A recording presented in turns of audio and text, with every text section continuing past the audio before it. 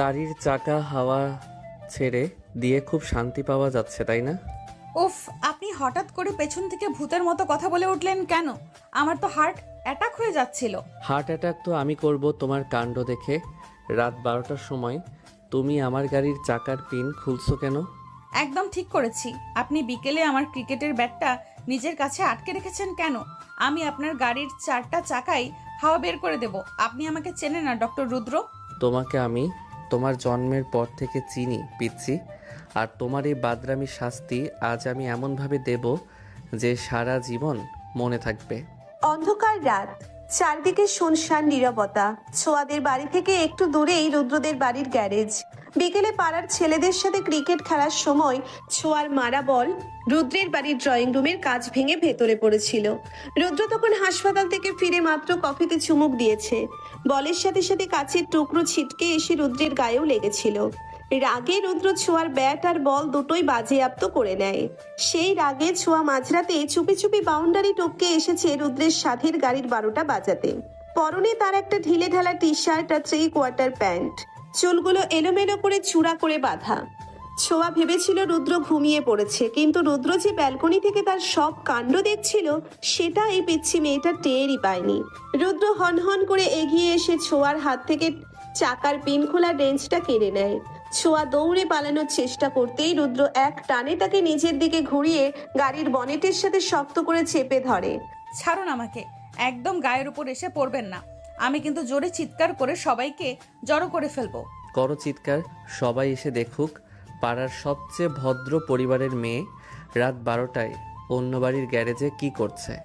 তোমার ভাইয়া আবির এলে তো খুব খুশি হবে, তাই না? আপনি ভাইয়ার নাম নিয়ে আমাকে ভয় দেখাবেন না। আপনি আমার ব্যাট ফেরত দিন, আমি এক্ষুনি চলে যাব। ব্যাট তো ফেরত দেবই না, বরং তোমার এই চরম দুষ্টুমির জন্য আজ তোমাকে এমন একটা জিনিস দেব যেটা তুমি কখনো ভুলতে পারবে না। রুদ্রের চোখ দুটো অন্ধকারেও জল করছে। তার চওড়া বুকের সাথে ছোঁয়ার নরম শরীরটা একদম পিষ্ট হয়ে আছে। ছোঁয়া রুদ্রের এই ভয়ঙ্কর রূপ আগে কখনো দেখেনি। লোকটা পাড়ার সবচেয়ে সিনিয়র আর সম্মানিত ডাক্তার। সবাই তাকে ভয় পায় আর সমীহ করে চলে, কিন্তু ছোঁয়ার কাছে সে শুধু একটা বদমেজাজি আর গম্ভীর আঙ্কেল।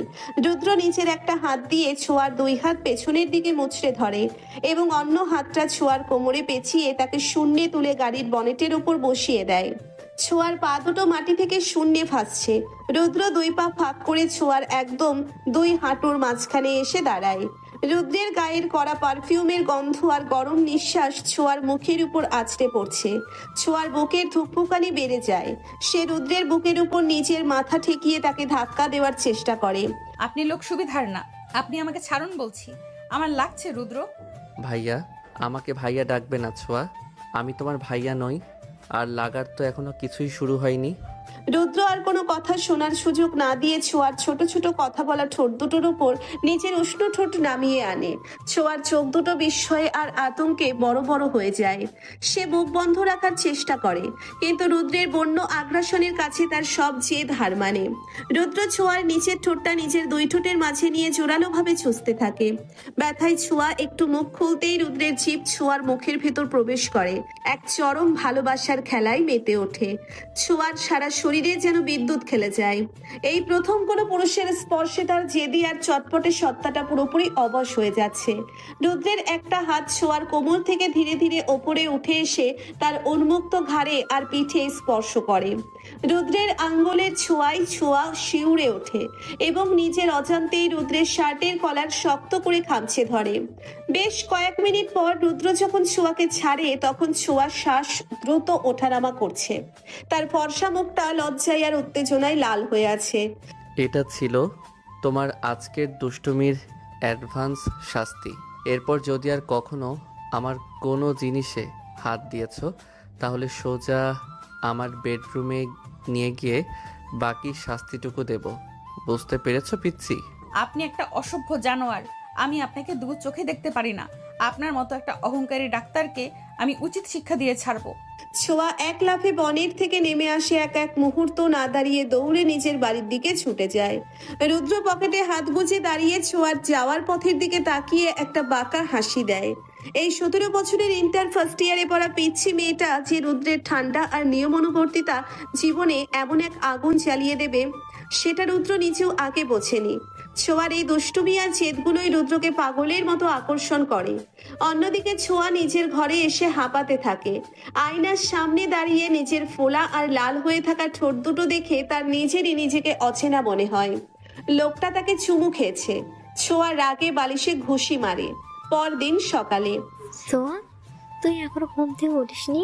আজ তো কলেজে যাওয়ার প্রথম দিন, আর তুই এখনো নাক ডেকে ঘুমাচ্ছিস। জলদি ওঠ। উফ মা, একটু ঘুমাতে দাও না। মাত্র তো 8টা বাজে, আমার ক্লাস 10টায়। মা, ওকে ডাকতে হবে না। আমি ওর গায়ে এক মগ ঠান্ডা পানি ঢেলে দিলেই মহারানীর ঘুম ভেঙে যাবে। কাল রাতেও নিশ্চয়ই ফোনে গেমস খেলছিল। আবির ছোঁয়ার বড় ভাই, সে যেমন বোনকে ভালোবাসে তেমনি কড়া শাসনেও রাখে। ছোঁয়া লাফ দিয়ে বিছানা থেকে ওঠে, কারণ সে জানে তার ভাইয়া যা বলে তাই করে। ছোঁয়া তাড়াতাড়ি ফ্রেশ হয়ে নিচে ডাইনিং টেবিলে আসে। সেখানে তার দাদি বসে চা খাচ্ছেন। ছোঁয়া এসেই দাদির কোল ঘেঁষে বসে পড়ে। আমার দাদুমণিটা উঠে পড়েছে। আজ তো আমার নাতনির কলেজের প্রথম দিন, একদম ফাটিয়ে আসবে দাদু ভাই। ফাটিয়ে দেবো আমি, দেবই দাদি। ওই ডক্টর রুদ্রর মাথাটা ফাটিয়ে তারপর আমি কলেজে যাব। কাল বিকেলে লোকটা আমার সাধের ব্যাটটা নিয়েছে। তুই আবার রুদ্রের সাথে কি ঝামেলা করছিস মা? ছেলেটা কত শান্তশিষ্ট আর ভদ্র, সারাদিন হাসপাতাল নিয়ে পড়ে থাকে। তুই নিশ্চয়ই কোনো বাদরামো করছিস। বাবা, তুমি সব সময় ওই লোকটার পক্ষ নাও। আমি কোনো বাদরামো করিনি, আমি শুধু ছক্কা মেরেছিলাম। বল গিয়ে ওই বাড়ির কাঁচ ভেঙেছে, আর কাঁচ ভাঙলে কাঁচের টাকা নেবে। আমার ব্যাট কেন আটকে রাখবে? ছোঁয়ার কথা শুনে ডাইনিং টেবিলে সবাই হেসে ফেলে। ছোঁয়ার এই স্বভাবগুলো পুরো বাড়ির প্রাণ। ছোঁয়া নাস্তা শেষ করে নিজের ঘরে গিয়ে রেডি হয়। আজ সে একটা হালকা নীল রঙের সালোয়ার কামিজ পরেছে, চোখে গাঢ় করে কাজল আর চুলগুলো একটা পনিটেইল করে বাঁধা। কলেজের উদ্দেশ্যে বের হওয়ার আগে সে চুপি চুপি রান্নাঘর থেকে এক মুঠো লবণ নিজের পকেটে ঢুকিয়ে নেয়। তার মাথায় চরম দুষ্টুমি ঘুরছে। সে সোজা রুদ্রদের বাড়ির গেটের সামনে যায়। সেখানে রুদ্রের বাইকটা দাঁড় করানো। রুদ্র গাড়িটা গ্যারেজে রেখে আজ বাইক নিয়ে হাসপাতালে যাবে বলে বের করেছে। ছোঁয়া এদিক ওদিক তাকিয়ে রুদ্রের বাইকের তেলের ট্যাঙ্কির ঢাকনাটা একটু ফাঁকা করে তার ভেতরে পকেটে থাকা এক টুকরো লবণ ঢেলে দেয়। এবার বোঝো ঠেলা ডক্টর রুদ্র সাহেব। আমাকে চুমু খাওয়ার আর আমার ব্যাট আটকে রাখার মজা এবার রাস্তায় দাঁড়িয়ে দাঁড়িয়ে বুঝবে। ছোঁয়া খিলখিল করে হেসে দৌড়ে সেখান থেকে পালিয়ে যায়। কিছুক্ষণ পর রুদ্র তৈরি হয়ে নিচে নামে। তার পরনে একটা ব্ল্যাক শার্ট আর ফর্মাল প্যান্ট। তাকে দেখতে একদম পারফেক্ট জেন্টেলম্যান লাগছে। সে বাইক স্টার্ট দিয়ে হাসপাতালের দিকে রওনা হয়, কিন্তু কিছু দূর যাওয়ার পরই বাইকটা কয়েকবার ঝাঁকুনি দিয়ে রাস্তার মাঝখানে বন্ধ হয়ে যায়। রুদ্র অনেকবার কিক মারে, সেলফ স্টার্ট দেওয়ার চেষ্টা করে, কিন্তু বাইক আর স্টার্ট নেয় না। ধুর, হঠাৎ করে বাইকটার আবার কি হলো? কাল রাতেই তো একদম ঠিক ছিল। রুদ্র মেকানিককে ফোন করে এবং বাইককে রাস্তায় রেখে একটি ট্যাক্সি নিয়ে হাসপাতালে পৌঁছয়। হাসপাতালে তার বন্ধু এবং কলিগ আইমান তাকে দেখে হাসতে শুরু করে। কিরে দোস্ত, আজ তোর এত দেরি হলো কেন? আর তোর মুখটা এমন বাংলার পাঁচের মতো হয়ে আছে কেন? আর বলিস না, সকাল সকাল বাইকটা রাস্তার মাঝখানে নষ্ট হয়ে গেল। মেকানিক বলল তেলের ট্যাঙ্কিতে নাকি কেউ লবণ মিশিয়ে দিয়েছে। লবণ তেলের ট্যাঙ্কিতে? এই অদ্ভুত আর ভয়ঙ্কর কাজ কে করতে পারে? তোর কি কারোর সাথে কোনো শত্রুতা আছে? রুদ্রের মাথায় হঠাৎ করে একটা দৃশ্য ভেসে ওঠে। আজ সকালে বাড়ি থেকে বের হওয়ার সময় সে ব্যালকনি থেকে দেখেছিল নীল জামা পরা একটা ছায়া তার বাইকের আশেপাশে ঘুরঘুর করছিল। রুদ্রের বুঝতে আর বাকি থাকে না যে এই কাজটা কার। তার ঠোঁটের কোণে একটা ভয়ঙ্কর সুন্দর হাসি ফুটে ওঠে। আমার কোনো শত্রু নেই দোস্ত, তবে একটা চরম জেদি আর দুষ্টু পিচ্চি মেয়ে আছে যে আমার সাথে রীতিমতো যুদ্ধ ঘোষণা করেছে। কিন্তু সে জানে না ডক্টর রুদ্রকে ঘাটানোর ফল কত মারাত্মক হতে পারে। তুই কি কোনো মেয়ের প্রেমে পড়েছিস রুদ্র? আমাদের এই বদমেজাজি রোবট ডাক্তার শেষে একটা পিচ্ছি মেয়ের প্রেমে পড়ল। প্রেম কিনা জানি না, তবে মেয়েটাকে আমার চাই এবং ওর সব জেদ আর দুষ্টুমি ভেঙে ওকে আমার বুকেই আসতে হবে। অন্যদিকে ছোঁয়া কলেজে পৌঁছে নোভার সাথে দেখা করে। নোভা ছোঁয়ার বেস্ট ফ্রেন্ড এবং তার সব দুষ্টুমির সঙ্গী। কিরে দোস্ত, তোর মুখটা এমন উজ্জ্বল হয়ে আছে কেন? সকালে কাউকে বাঁশ দিয়ে এসেছিস নাকি? বাস নয় রে, একদম লবণ মাখিয়ে নিয়ে এসেছি। পাড়ার ওই ঘাটতারা ডক্টর রুদ্রের বাইকের তেলের ট্যাঙ্কিতে এক মুঠো লবণ ঢেলে দিয়েছি। লোকটা আজ সারাদিন রাস্তায় রাস্তায় ঘুরবে। তুই পাগল হয়েছিস ছোঁয়া? তুই রুদ্র ভাইয়ার ভাইকে হাত দিয়েছিস? ওই লোকটা যদি জানতে পারে তাহলে তোকে আজ তো গিলে খাবে। পুরো এলাকার ছেলেপেয়েরা ওনাকে জমির মতো ভয় পায়। রাগ তোর জম, আমি কাউকে ভয় পাই না। আমার সাথে পাঙ্গা নিলে তার পরিণতি এমনই হবে। চল এখন ক্লাসে যাই।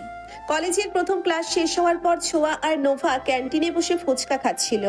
এমন সময় কলেজের কয়েকজন বখাটে ছেলে তাদের টেবিলের আশেপাশে এসে জড়ো হয়। ছেলেদের লিডার শিমুল অনেকদিন ধরেই ছোঁয়াকে বিরক্ত করার চেষ্টা করছে। কিরে ছোঁয়া, কলেজে তো নতুন এলি, আমাদের সাথে একটু ভাবটাপ করবি তো নাকি? চল তোকে আমার বাইকে করে একটু ঘুরিয়ে আনি। তুই একদম আমার সামনে থেকে দূর হবি শিমুল। আমি কিন্তু ফুচকার টক জল তোর মুখের উপর ছুঁড়ে মারবো। তোর এত তেজ, দেখি তোর তেজ আমি কিভাবে ভাঙি। শিমুল ছোঁয়ার হাত ধরার জন্য এগিয়ে যায়। ছোঁয়া রাগে ফুঁসতে থাকে। সে হাতের গ্লাসটা তুলে শিমুলের গায়ে জল ছুঁড়ে মারতে থাকে। ঠিক সেই মুহূর্তে কেউ একজন পেছন থেকে শিমুলের হাতটা শক্ত করে মুচড়ে ধরে। ছোঁয়া অবাক হয়ে তাকিয়ে দেখে রুদ্র দাঁড়িয়ে আছে। রুদ্রের চোখ দুটো রাগে রক্তবর্ণ হয়ে আছে। সে হাসপাতাল থেকে সোজা কলেজে চলে এসেছে শুধুমাত্র ছোঁয়াকে তার লবণ মেশানোর শাস্তি দিতে। কিন্তু এসে এই দৃশ্য দেখে রুদ্রের মাথায় রক্ত মাথায় উঠে গেছে। ওর গায়ে হাত দেওয়ার সাহস তুই কোথায় পেলি শুয়োরের বাচ্চা? তোকে আজ আমি জ্যান্ত মাটিতে পুঁতে ফেলবো। রুদ্র এক ঝটকায় শিমুলকে মাটিতে ফেলে দেয় এবং তার বুকের ওপর বসে এলোপাথারি ঘুষি মারতে শুরু করে। শিমুলের নাক মুখ দিয়ে রক্ত বের হতে থাকে। পুরো ক্যান্টিনের ছেলে মেয়েরা ভয়ে পিছিয়ে যায়। ছোঁয়াও আতঙ্কে দাঁড়িয়ে পড়ে। রুদ্রের এই ভয়ঙ্কর আগ্রাসন আর রাগের কারণ ছোঁয়া বুঝতে পারে না। সে তো ভেবেছিল রুদ্র তাকে মারতে এসেছে, কিন্তু রুদ্র তো তাকে প্রোটেক্ট করছে। খবরদার, ডক্টর রুদ্রর জিনিসের উপর যদি আর কখনো চোখ তুলেছিস তাহলে তোর চোখ আমি উপড়ে নেব। এই মেয়েটা শুধু আমার। রুদ্র উঠে দাঁড়িয়ে শার্টের হাতা গোটায়। তার তীক্ষ্ণ আর নেশালো দৃষ্টি গিয়ে পড়ে ছোঁয়ার ওপর। ছোঁয়ার বুকের ভেতরটা আবার সেই আগের রাতের মতো ধক করে ওঠে। রুদ্র হনহন করে ছোঁয়ার দিকে এগিয়ে আসে এবং কোনো কথা না বলে সবার সামনে ছোঁয়ার হাত শক্ত করে চেপে ধরে তাকে ক্যান্টিনের বাইরে টেনে নিয়ে যায়। ছোঁয়া ছাড়ানোর চেষ্টা করলেও রুদ্রের লোহার মতো শক্ত হাতের মুঠো থেকে সে নিজেকে ছাড়াতে পারে না। ছাড়ুন আমাকে। কোথায় নিয়ে যাচ্ছেন? আমার লাগছে রুদ্র ভাইয়া। আজ তোমার লবণ মেশানোর খেলা আর এই ছেলেদের সাথে ঝামেলার জন্য আমি তোমাকে যে শাস্তি দেব সেটা তুমি কল্পনাও করতে পারবে না পিচ্চি। চুপচাপ গাড়িতে ওঠো। রুদ্র ছোঁয়াকে টেনে নিয়ে গিয়ে তার গাড়ির পেছনের সিটে ধাক্কা দিয়ে বসিয়ে দেয় এবং নিজে তার পাশে বসে দরজা লক করে দেয়। গাড়ির ভেতরে এক দমবন্ধকর নীরবতা। রুদ্রের শ্বাস দ্রুত ওঠানামা করছে। সে ছোঁয়ার দিকে একটু একটু করে এগিয়ে যায়। ছোঁয়া ভয়ে পেছনের সিটের সাথে একদম লেপ্টে যায়। এই বদমেজাজি সিনিয়র ডাক্তারের ভালোবাসায় গভীরতা আর শাসন যে কতটা তীব্র হতে পারে সেটা ছোঁয়া এবার হাড়ে হাড়ে টের পেতে যাচ্ছে। গাড়ির দরজা খুলুন বলছি, আমাকে নামিয়ে দিন। আপনি আমাকে এভাবে জোর করে নিয়ে যেতে পারেন না। নামিয়ে দেওয়ার জন্য তো তোমাকে গাড়িতে তুলিনি পিচ্চি। আজ তোমার সব জেদ আর সব দুষ্টুমি আমি এখানেই শেষ করব। আমি চিৎকার করব, লোক জড়ো করে ফেলবো। রাস্তার মাঝখানে গাড়ি থামান বলছি। করো চিৎকার, দেখি কে তোমাকে ডক্টর রুদ্রর হাত থেকে বাঁচায়। তোমার ওই লবণ মেশানোর শাস্তি আজ এমনভাবে দেব যে সারা জীবন মনে রাখবে। আমি কোনো লবণ মিশাইনি। আপনি আমাকে মিথ্যা অপবাদ দিচ্ছেন। আপনি একটা জঙ্গলি ডক্টর। মিথ্যা অপবাদ, তাই না? সকালে নীল জামা পরে আমার বাইকের আশেপাশে কে ঘুরঘুর করছিল সেটা আমি নিজের চোখে দেখেছি। আর জঙ্গলি কাকে বলে সেটা আজ তুমি হাড়ে হাড়ে টের পাবে। রুদ্র গাড়ি খুব দ্রুত গতিতে চালিয়ে যাচ্ছে। ছোঁয়া ভয়ে গাড়ির দরজার সাথে একদম সেটে বসে আছে। রুদ্রের রাগী চেহারা দেখে ছোঁয়ার বুকের ভেতরটা কাঁপছে। কিছুক্ষণ পর রুদ্র তার প্রাইভেট ফ্ল্যাটের সামনে গাড়ি থামায়। এই ফ্ল্যাটটা হাসপাতাল থেকে একটু দূরে। রুদ্র মাঝে মাঝে কাজের চাপে বা একা থাকতে চাইলে এখানে আসে। ছোঁয়া বুঝতে পারে না তাকে কোথায় আনা হয়েছে। সে গাড়ি থেকে নামতে না চাইলে রুদ্র এক ঝটকায় গাড়ির দরজা খুলে ছোঁয়ার হাত ধরে টেনে বের করে আনে, কিন্তু রুদ্রের লোহার মতো শক্ত হাতের মুঠ থেকে নিজেকে ছাড়াতে পারে না। রুদ্র ছোঁয়াকে টেনে হিঁচড়ে লিফটে করে ফ্ল্যাটের ভেতরে নিয়ে যায়। দরজা ভেতর থেকে লক করে দিয়ে সে ছোঁয়াকে ড্রয়িং রুমে বিশাল সোফায় ধাক্কা দিয়ে বসিয়ে দাও। ছোঁয়া ভয়ে কাঁপতে থাকে। রুদ্র নিজের শার্টের হাতা গোটায় এবং চোখের রোদ চশমা খুলে সোফায় ছুঁড়ে মারে। তার চোখ দুটো রাগে রক্তবর্ণ হয়ে আছে। আপনি আমাকে এখানে কেন এনেছেন? আমার ভাইয়া জানলে আপনাকে জ্যান্ত পুঁতে ফেলবে। আমাকে বাড়ি যেতে দিন। তোমার ভাইয়া আবিরকে আমি খুব ভালো করেই চিনি। সে আসার আগেই তোমার সব জেদ আমি ভেঙে চুরমার করে দেব। রুদ্র সোফার উপর ঝুঁকে পড়ে ছোঁয়ার একদম মুখের কাছে চলে আসে। ছোঁয়া পেছনের দিকে সরে যাওয়ার চেষ্টা করে, কিন্তু সোফার হাতলে পিঠ থেকে যাওয়ায় সে আটকা পড়ে। রুদ্র নিজের দুই হাত ছোঁয়ার দুই পাশে সোফার উপর রেখে তাকে পুরোপুরি বন্দি করে ফেলে। রুদ্রের গরম নিঃশ্বাস ছোঁয়ার মুখের উপর পড়ছে। ছোঁয়া ভয়ে নিজের চোখ দুটো শক্ত করে বন্ধ করে ফেলে। রুদ্র ছোঁয়ার এই ভয়ার্থ আর কাঁপা কাঁপা চেহারা দেখে কিছুটা শান্ত হয়। তার রাগের জায়গা দখল করে নেয় এক অদ্ভুত আদিম নেশা। রুদ্র নিজের একটা হাত বাড়িয়ে ছোঁয়ার কপালে এসে পড়া চুলগুলো কানে গুজে দেয়। তার আঙ্গুলের ছোঁয়ার সারা শরীরের বিদ্যুতের মতো শিহরণ বয়ে যায়। তুমি এত সুন্দর কেন ছোঁয়া? তোমার এই জেদ, তোমার এই পাগলামি আমাকে পাগল করে দিচ্ছে। আমি চাইলেও তোমার ওপর বেশিক্ষণ রাগ করে থাকতে পারি না। একদম কাছে আসবেন না, আপনি একটা অসভ্য লোক। রুদ্র আর কোনো কথা না শুনে ছোঁয়ার ঠোঁটের উপর নিজের উষ্ণ ঠোঁট নামিয়ে আনে। এই চুম্বন একদমই শান্ত নন, বরং এতে মিশে আছে চরম অধিকার বোধ আর আগ্রাসন। রুদ্র ছোঁয়ার নিচের ঠোঁটটা নিজের দাঁত দিয়ে আলতো করে কামড়ে ধরে। ব্যথায় ছোঁয়া একটু মুখ খুলতেই রুদ্রের জিভ ছোঁয়ার মুখের ভেতর প্রবেশ করে। ছোঁয়ার সব প্রতিরোধ মুহূর্তের মধ্যে ভেঙে পড়ে। সে রুদ্রের দুই হাত দিয়ে ধাক্কা দেওয়ার চেষ্টা করে, কিন্তু রুদ্রের পেশিবহুল শরীরের কাছে তার এই চেষ্টা একেবারেই তুচ্ছ।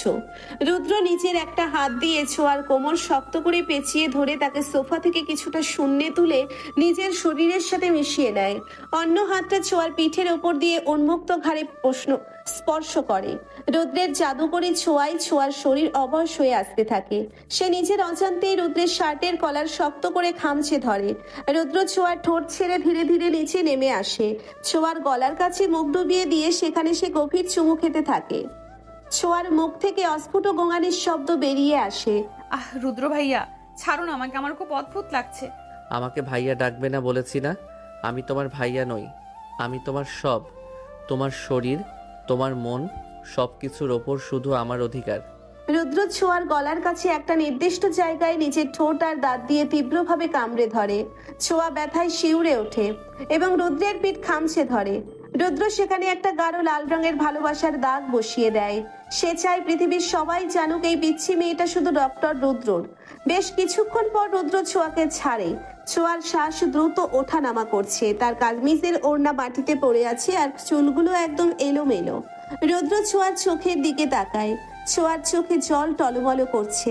রুদ্র নিজের বৃদ্ধাঙ্গুলি দিয়ে ছোঁয়ার চোখের জল মুছে দেয়। আর কখনো আমার চোখের আড়াল হওয়ার চেষ্টা করবে না। আর ওই শিমুল বা অন্য কোনো ছেলে যদি তোমার দিকে তাকানোর সাহস করে, তবে তার চোখ আমি উপড়ে নেব। আপনি একটা স্বার্থপর মানুষ, আমি আপনাকে ঘৃণা করি। এই ঘৃণাটাই একদিন ভালোবাসায় বদলাবে। চলো তোমাকে বাড়ি দিয়ে আসি। রুদ্র মাটি থেকে ওড়নাটা তুলে নিজের হাতে ছোঁয়ার গলায় পরিয়ে দেয়। ছোঁয়া রাগে গজগজ করতে করতে রুদ্রের সাথে ফ্ল্যাট থেকে বেরিয়ে আসে। গাড়িতে ওঠার পর পুরো রাস্তা দুজনের মধ্যে আর কোনো কথা হয় না। রুদ্র ছোঁয়াদের বাড়ির একটু দূরে গাড়ি থামায়। ছোঁয়া গাড়ি থেকে নেমে হন হন করে বাড়ির দিকে হেঁটে যায়। রুদ্র অনেকক্ষণ সেদিকে তাকিয়ে থেকে তারপর গাড়ি ঘুরিয়ে হাসপাতালের দিকে রওনা হয়। রত্না, ডক্টর রুদ্র এখনো আসেনি কেন? ওর তো ডিউটি আওয়ার চলছে, ও হঠাৎ করে কোথায় চলে গেল? স্যার আমি তো জানি না, উনি তো একটা ইমার্জেন্সি বলে তাড়াহুড়ো করে বেরিয়ে গেলেন। স্যার আপনি চিন্তা করবেন না, রুদ্রর একটু পার্সোনাল কাজ পড়েছিল, ও কিছুক্ষণের মধ্যেই চলে আসবে। পার্সোনাল কাজ? হাসপাতাল ডিউটির চেয়ে পার্সোনাল কাজ বেশি ইম্পর্টেন্ট হয়ে গেল? রুদ্রের মতো একজন রেসপন্সিবল ডাক্তারের কাছ থেকে আমি এটা আশা করিনি। ঠিক এমন সময় রুদ্র নিজের কেবিনে এসে ঢোকে। তার চুলগুলো উস্কো খুস্কো আর শার্টের কয়েকটা বোতাম খোলা। রুদ্রকে দেখে আইমান অবাক হয়ে যায়। ডক্টর আরমান রেগে রুদ্রের দিকে এগিয়ে যান। তুমি কোথায় ছিলে ডক্টর রুদ্র? তুমি জানো তোমার জন্য পেশেন্টরা ওয়েট করছে। I am extremely sorry sir, একটা আনঅ্যাভয়েডেবল সিচুয়েশন তৈরি হয়েছিল। আমি এখনই পেশেন্ট দেখছি। রত্না, ফাইলগুলো আমার কেবিনে দিয়ে যাও। রুদ্রের গম্ভীর আর কর্তৃত্বপূর্ণ গলার স্বরে সামনে ডক্টর আরমান আর কিছু বলতে পারেন না। তিনি গজগজ করতে করতে নিচের কেবিনে চলে যান। আইমান রুদ্রের কেবিনে ঢুকে দরজা বন্ধ করে দেয়। কিরে দোস্ত, তোর এই অবস্থা কেন? চুল উস্কো খুস্ক, শার্টের বোতাম খোলা। তুই কি মারামারি করে এসেছিস? মারামারি নয় দোস্ত, একটা পাগলি মেয়েকে বসে আনতে গিয়ে আমার নিজেরই এই অবস্থা। ওই শিমুল ছেলেটা ছোঁয়াকে বিরক্ত করছিল। ছোঁয়া মানে ওই শফিক আঙ্কেলের মেয়ে? ভাই, মেয়েটা তো বড্ড পিচ্ছি আর সাংঘাতিক লেভেলের টান পিটে। তুই ওর প্রেমে পড়লি কিভাবে? প্রেম কিভাবে হলো সেটা তো আমি নিজেও জানি না, তবে মেয়েটার ওই জেদ আর দুষ্টুমিগুলো আমাকে পাগল করে দেয়। আমি ওকে ছাড়া কাউকে ভাবতে পারি না। আইমান অবাক হয়ে রুদ্রের দিকে তাকিয়ে থাকে। সে বুঝতে পারে রুদ্র খুব সিরিয়াস। অন্যদিকে ছোঁয়া বাড়ি ফিরে সোজা নিজের ঘরে চলে যায়। বাড়ির দারোয়ান খালেক চাচা গেট খুলতে দেরি করায় সে তাকেও একচোট বকেছে। ছোঁয়া আয়নার সামনে দাঁড়িয়ে নিজের গলার দাগটা দেখে। রুদ্রের কামড়ের দাগটা খুব স্পষ্ট হয়ে আছে। ছোঁয়ার বুকের ভেতরটা কেমন যেন হু হু করে ওঠে। লোকটা তাকে এভাবে কেন কষ্ট দিচ্ছে? আবার লোকটার স্পর্শের কথা মনে পড়তেই ছোঁয়ার পেটের ভেতর প্রজাপতি উঠতে শুরু করে। এমন সময় ঘরের দরজা ধাক্কা দিয়ে ভেতরে ঢোকে আবির। সোয়া, তুই কোথায় ছিলি এতক্ষণ? কলেজ থেকে তো তুই অনেক আগেই বেরিয়েছিস, আর তোর মুখটা এমন লাল হয়ে আছে কেন? আমি তো নোভাদের বাড়িতে গিয়েছিলাম ভাইয়া, ওর একটা নোটস আনার জন্য। মিথ্যা কথা বলবি না একদম। আমি কলেজের প্রিন্সিপালের সাথে কথা বলেছি, তুই নাকি কলেজের ক্যান্টিনের কোনো ছেলেদের সাথে ঝামেলায় জড়িয়েছিস, আর শিমুল নামের একটা ছেলেকে কে যেন খুব মেরেছে। কে মেরেছে ওকে? আর তুই এসবের মধ্যে কিভাবে গেলি? ছোঁয়া ভয় পেয়ে যায়। সে কিছুতেই রুদ্রের কথা বলতে পারবে না। বললে আবির ভাইয়া আজই রুদ্রের সাথে মারামারি বাঁধিয়ে দেবে। আমি কিছু জানি না ভাইয়া, শিমুল আমাকে একটু বিরক্ত করছিল, তখন কলেজেরই কোনো সিনিয়র ভাইয়া এসে ওকে মেরেছে। আমি ভয়ে সেখান থেকে পালিয়ে এসেছি। কে সেই সিনিয়র? শিমুলের গায়ে হাত তোলার সাহস তো ওই কলেজের কারণে। আমাকে বল, আমি তাকে দেখে নেব। আমার বোনের দিকে চোখ তুলে তাকানোর সাহস শিমুল কোথায় পেল? তুই থামবি আবির? মেয়েটা সবেমাত্র কলেজে ভর্তি হলো আর তুই প্রথম দিনই ওকে বকাঝকা শুরু করেছিস। ও তো ভয়ে চলে এসেছে। তুই যা এখান থেকে, আমার দাদুমণিকে শান্তিতে থাকতে দে। দাদির ধমক খেয়ে আবির ডাকে গজগজ করতে করতে ঘর থেকে বেরিয়ে যায়। রিয়া এসে ছোঁয়ার মাথায় হাত বুলিয়ে দেয়। তুই কাঁদছিস কেন ছোঁয়া? ভাইয়া তো তোর ভালোর জন্যই বলেছে, আর ওই শিমুল ছেলেটা খুব খারাপ, তুই সাবধানে থাকিস। আমি কাঁদছি না আপু, আমার একটু একা থাকতে ইচ্ছে করছে। তোমরা সবাই যাও আমার ঘর থেকে। সবাই চলে যাওয়ার পর ছোঁয়া দরজা বন্ধ করে বিছানায় শুয়ে পড়ে। তার মাথায় শুধু রুদ্রের সে নেশালো চোখ আর পাগল করা স্পর্শের কথা ঘুরপাক খাচ্ছে। লোকটা তাকে কোনোভাবেই শান্তিতে থাকতে দেবে না। রাতে রুদ্রদের বাড়িতে ডাইনিং টেবিলে সবাই খেতে বসেছে। আহমেদ সাহেব খবরের কাগজ পড়ছেন আর রেহেনা খাবার বেড়ে দিচ্ছেন। রুদ্র, আমি আজ একটা মেয়ের ছবি দেখে এসেছি। মেয়েটা খুব সুন্দর, তোর সাথে একদম মানাবে। মা, আমি তোমাকে সকালেই বলেছি আমি এখন বিয়ে করব না, আর যদি করি তবে আমার পছন্দে করব। তুমি এসব ছবি দেখা বন্ধ করো। তোর পছন্দ মানে তুই কি কাউকে পছন্দ করিস নাকি? তা আমাদের বলতে বাধা কথা। মেয়ে কি ভালো পরিবারের? বাবা, উদ্র তো ছোট নেই, ও নিশ্চয় বুঝে শুনে পছন্দ করেছে। উদ্র, তুই বল মেয়েটাকে, আমরা কালই কথা বলতে যাব। হ্যাঁ রুদ্র, তুমি একদম চিন্তা করো না, আমরা সবাই তোমার সাথে আছি। শুধু নামটা বলো। নাম আমি এখন বলবো না, সময় হলে আমি নিজেই তাকে এই বাড়িতে নিয়ে আসবো। তোমরা শুধু একটু অপেক্ষা করো। রুদ্রের কথায় সবাই চুপ হয়ে যায়, কারণ তারা জানে রুদ্র একবার যা সিদ্ধান্ত নেয় সেখান থেকে তাকে টলানো অসম্ভব। মিম আর তার বয়ফ্রেন্ড শিয়াম ড্রয়িং রুমের এক কোণে দাঁড়িয়ে এসব কথা শুনছিল। মিম শিয়ামকে ইশারায় চলে যেতে বলে, কারণ রুদ্রের মেজাজ কখন কেমন থাকে বলা যায় না। রুদ্র খাওয়া শেষ করে উঠে নিজের ঘরে চলে যায়। রাত তখন 12টা বাজে। চারদিকে শুনশান নীরবতা। ছোঁয়া নিজের বিছানায় এপাশ ওপাশ করছে, ঘুম আর চোখে ধরা দিচ্ছে না। হঠাৎ ব্যালকনির দিকে থেকে একটা শব্দ শুনে ছোঁয়া চমকে ওঠে। সে ধীরে ধীরে ব্যালকনির দরজা খুলতেই দেখে একটা দীর্ঘ মানব মূর্তি অন্ধকারে দাঁড়িয়ে আছে। চাঁদের আলোয় স্পষ্ট হয়ে ওঠে রুদ্রের গম্ভীর মুখাবয়ব। আপনি আপনি এত রাতে আমার ব্যালকনিতে কি করছেন? আপনি কি পাইপ বেয়ে উঠেছেন? হ্যাঁ, ডক্টর রুদ্রর কাছে কোনো কিছুই অসম্ভব নয়। তোমাকে দেখতে খুব ইচ্ছে করছিল পিচ্ছি, তাই চলে এলাম। আপনি একটা পাগল, এক্ষুনি চলে যান এখান থেকে। বাবা বা ভাইয়া যদি একবার দেখতে পায় তাহলে আপনাকে পুলিশে দেবে। দিক পুলিশে, আমি তো পুলিশের কাছে গিয়েও বলবো আমি আমার বউকে দেখতে এসেছি। একদম বাজে বকবেন না, আমি আপনার বউ নই আর কখনো হবও না। রুদ্র মুচকি হেসে নিজের পেছনে লুকিয়ে রাখা একটি জিনিস বের করে ছোঁয়ার সামনে ধরে। সেটা ছোঁয়ার সেই স্বাদের ক্রিকেটার ব্যাট, যেটা রুদ্র বিকেলে বাজেয়াপ্ত করেছিল। ছোঁয়া ব্যাটটা দেখে আনন্দে লাফিয়ে ওঠে। আমার ব্যাট? আপনি এটা ফেরত দিতে এসেছেন, দিন আমার ব্যাটটা দিন। এত সহজে তো দেব না পিচ্ছি, এর জন্য তোমাকে জরিমানা দিতে হবে। কিসের জরিমানা? আমি তো আপনার গাড়ির কোনো ক্ষতি করিনি, আমি শুধু লবণ। হ্যাঁ, শুধু লবণ মিশিয়েছিলে, যার জন্য আমার সারাদিন মেজাজ খারাপ ছিল। সেই জরিমানাই এখন আদায় করব। রুদ্র এক টানে ছোঁয়াকে নিজের বুকের সাথে মিশিয়ে নেয়। ছোঁয়ার দুই হাত রুদ্রের বুকের উপর রাখা। রুদ্রের হৃৎপিণ্ডের দ্রুত শব্দ ছোঁয়া স্পষ্ট শুনতে পাচ্ছে। রুদ্র ছোঁয়ার কানের কাছে মুখ নিয়ে ফিসফিস করে বলে, তুমি আমার সাথে আর পার পাবে না ছোঁয়া। আমি তোমাকে এমনভাবে নিজের সাথে জড়িয়ে নেব যে তুমি চাইলেও আর ছাড়াতে পারবে না। আমাকে ছাড়ুন রুদ্র ভাইয়া, আমার ভয় করছে। ভয় পেও না জান, আমি তোমাকে সব বিপদ থেকে আগলে রাখবো। রুদ্র ছোঁয়ার কপালে, দুই চোখে আর গালে খুব নরম আর আদুরে চুমু খেতে শুরু করে। ছোঁয়ার সব জেদ, সব দুষ্টুমি যেন রুদ্রের এই ভালোবাসার কাছে হার মানতে শুরু করেছে। রুদ্র ছোঁয়ার ঠোঁটের উপর নিজের ঠোঁট নামিয়ে আনে। এই চুম্বনে কোনো জোর নেই, আছে শুধু এক অসীম মায়া আর গভীর ভালোবাসা। ছোঁয়াও এবার নিজের অজান্তেই রুদ্রের গলায় হাত পেঁচিয়ে ধরে তার চুম্বনে সাড়া দেয়। রাতের নিস্তব্ধতায় দুই বিপরীত স্বভাবের মানুষের এই গোপন আর রোমাঞ্চকর প্রেম এক নতুন রূপ নিতে শুরু করে। রুদ্র বুঝতে পারে এই পিচ্ছি দুষ্টু মেয়েটা এবার পুরোপুরি তার আয়ত্তে চলে এসেছে। আপনি একটা আস্ত চিটার। কাল রাতে আমাকে ইমোশনাল ব্ল্যাকমেল করে ওসব করেছেন, আজ আমি আপনাকে এর চরম শিক্ষা দেব। তুই আবার কি করার প্ল্যান করছিস ছোঁয়া? কালকে লবণ মেশানোর পর রুদ্র ভাইয়া তোকে ক্যান্টিন থেকে যেভাবে টেনে নিয়ে গেল, আমি তো ভেবেছিলাম তোকে মেরেই ফেলবে। তুই আবার ওনার পিছনে লাগতে চাচ্ছিস? তুই বুঝবি না নোভা, ওই লোকটার অহংকার আমি মাটিতে মিশিয়ে দেব। আমাকে জোর করে চুমু খাওয়ার মজা আমি আজ ওনাকে হাড়ে হাড়ে টের পাওয়াবো। সকালের ঝকঝকে রোদ এসে পড়েছে কলেজের মাঠে। ছোঁয়া আর নোভা একটা গাছের নিচে বসে আছে।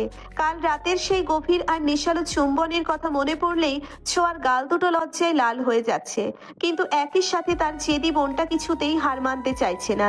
ডক্টর রুদ্রের মতো একটা বদমেজাজি আর গম্ভীর মানুষ তাকে এভাবে নিজের আয়ত্তে নিয়ে নেবে, এটা ছোঁয়ার সহ্য হচ্ছে না। সে মনে মনে একটা সাংঘাতিক প্ল্যান করে ফেলেছে। রুদ্রের টিফিন বক্সে আজ সে এমন কিছু পাঠাবে যে রুদ্রের সারাদিন চোখের জল আর নাকের জল এক হয়ে যাবে। ছোঁয়া একটা টিফিন ক্যারিয়ারে করে বাসা থেকে এক্সট্রা ঝাল দেওয়া গরুর মাংস আর বোম্বাই মরিচের ভর্তা নিয়ে এসেছে। সে জানে রুদ্র একদম ঝাল খেতে পারে না। তুই কি এই টিফিনটা রুদ্র ভাইয়াকে দিবি?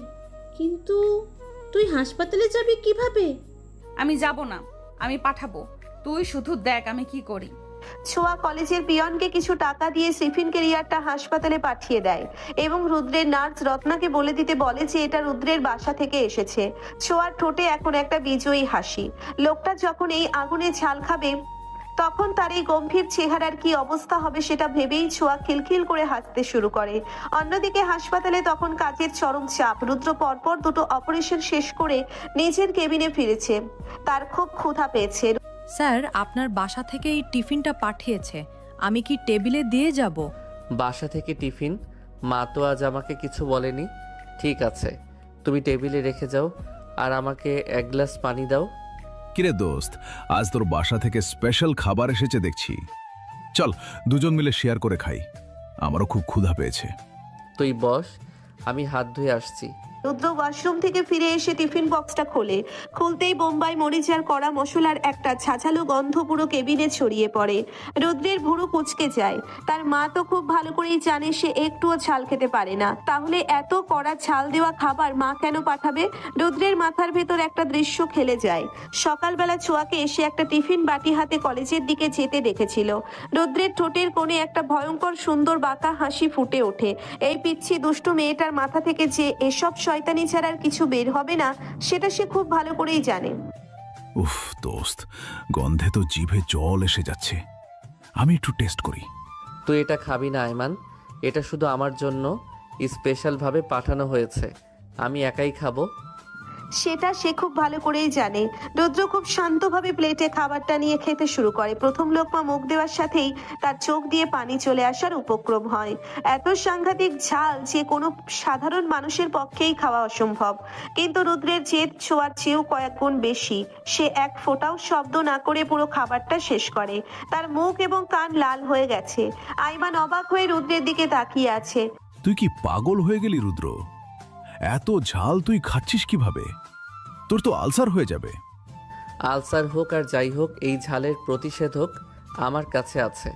আমাকে একটু বাইরে যেতে হবে, তুই পেশেন্টদের একটু ম্যানেজ কর। রুদ্র দ্রুত কেবিন থেকে বেরিয়ে নিজের গাড়িতে গিয়ে ওঠে। তার গলার ভেতরটা যেন আগুনে জ্বলছে, কিন্তু তার মাথায় এখন শুধু ছোঁয়ার সেই দুষ্টু মুখটা ঘুরছে। সে সোজা গাড়ি চালিয়ে কলেজের গেটের সামনে এসে থামে। ক্লাস শেষ করে ছোঁয়া আর নোভা ঠিক তখনই গেট দিয়ে বের হচ্ছিল। রুদ্রকে দেখেই ছোঁয়ার হাসি নিভে যায়। রুদ্রের চোখ মুখ একদম লাল হয়ে আছে। সে হনহন করে এগিয়ে এসে ছোঁয়ার হাত শক্ত করে চেপে ধরে। রুদ্র ভাইয়া আপনি? ছোঁয়া, তুই না বললি? নোভা, তুমি বাড়ি যাও, আমার ছোঁয়ার সাথে একটু জরুরি হিসেব মেটানোর আছে। আপনি আমার হাত ছাড়ুন, আমি আপনার সাথে কোথাও যাব না। সবাই দেখছে তো।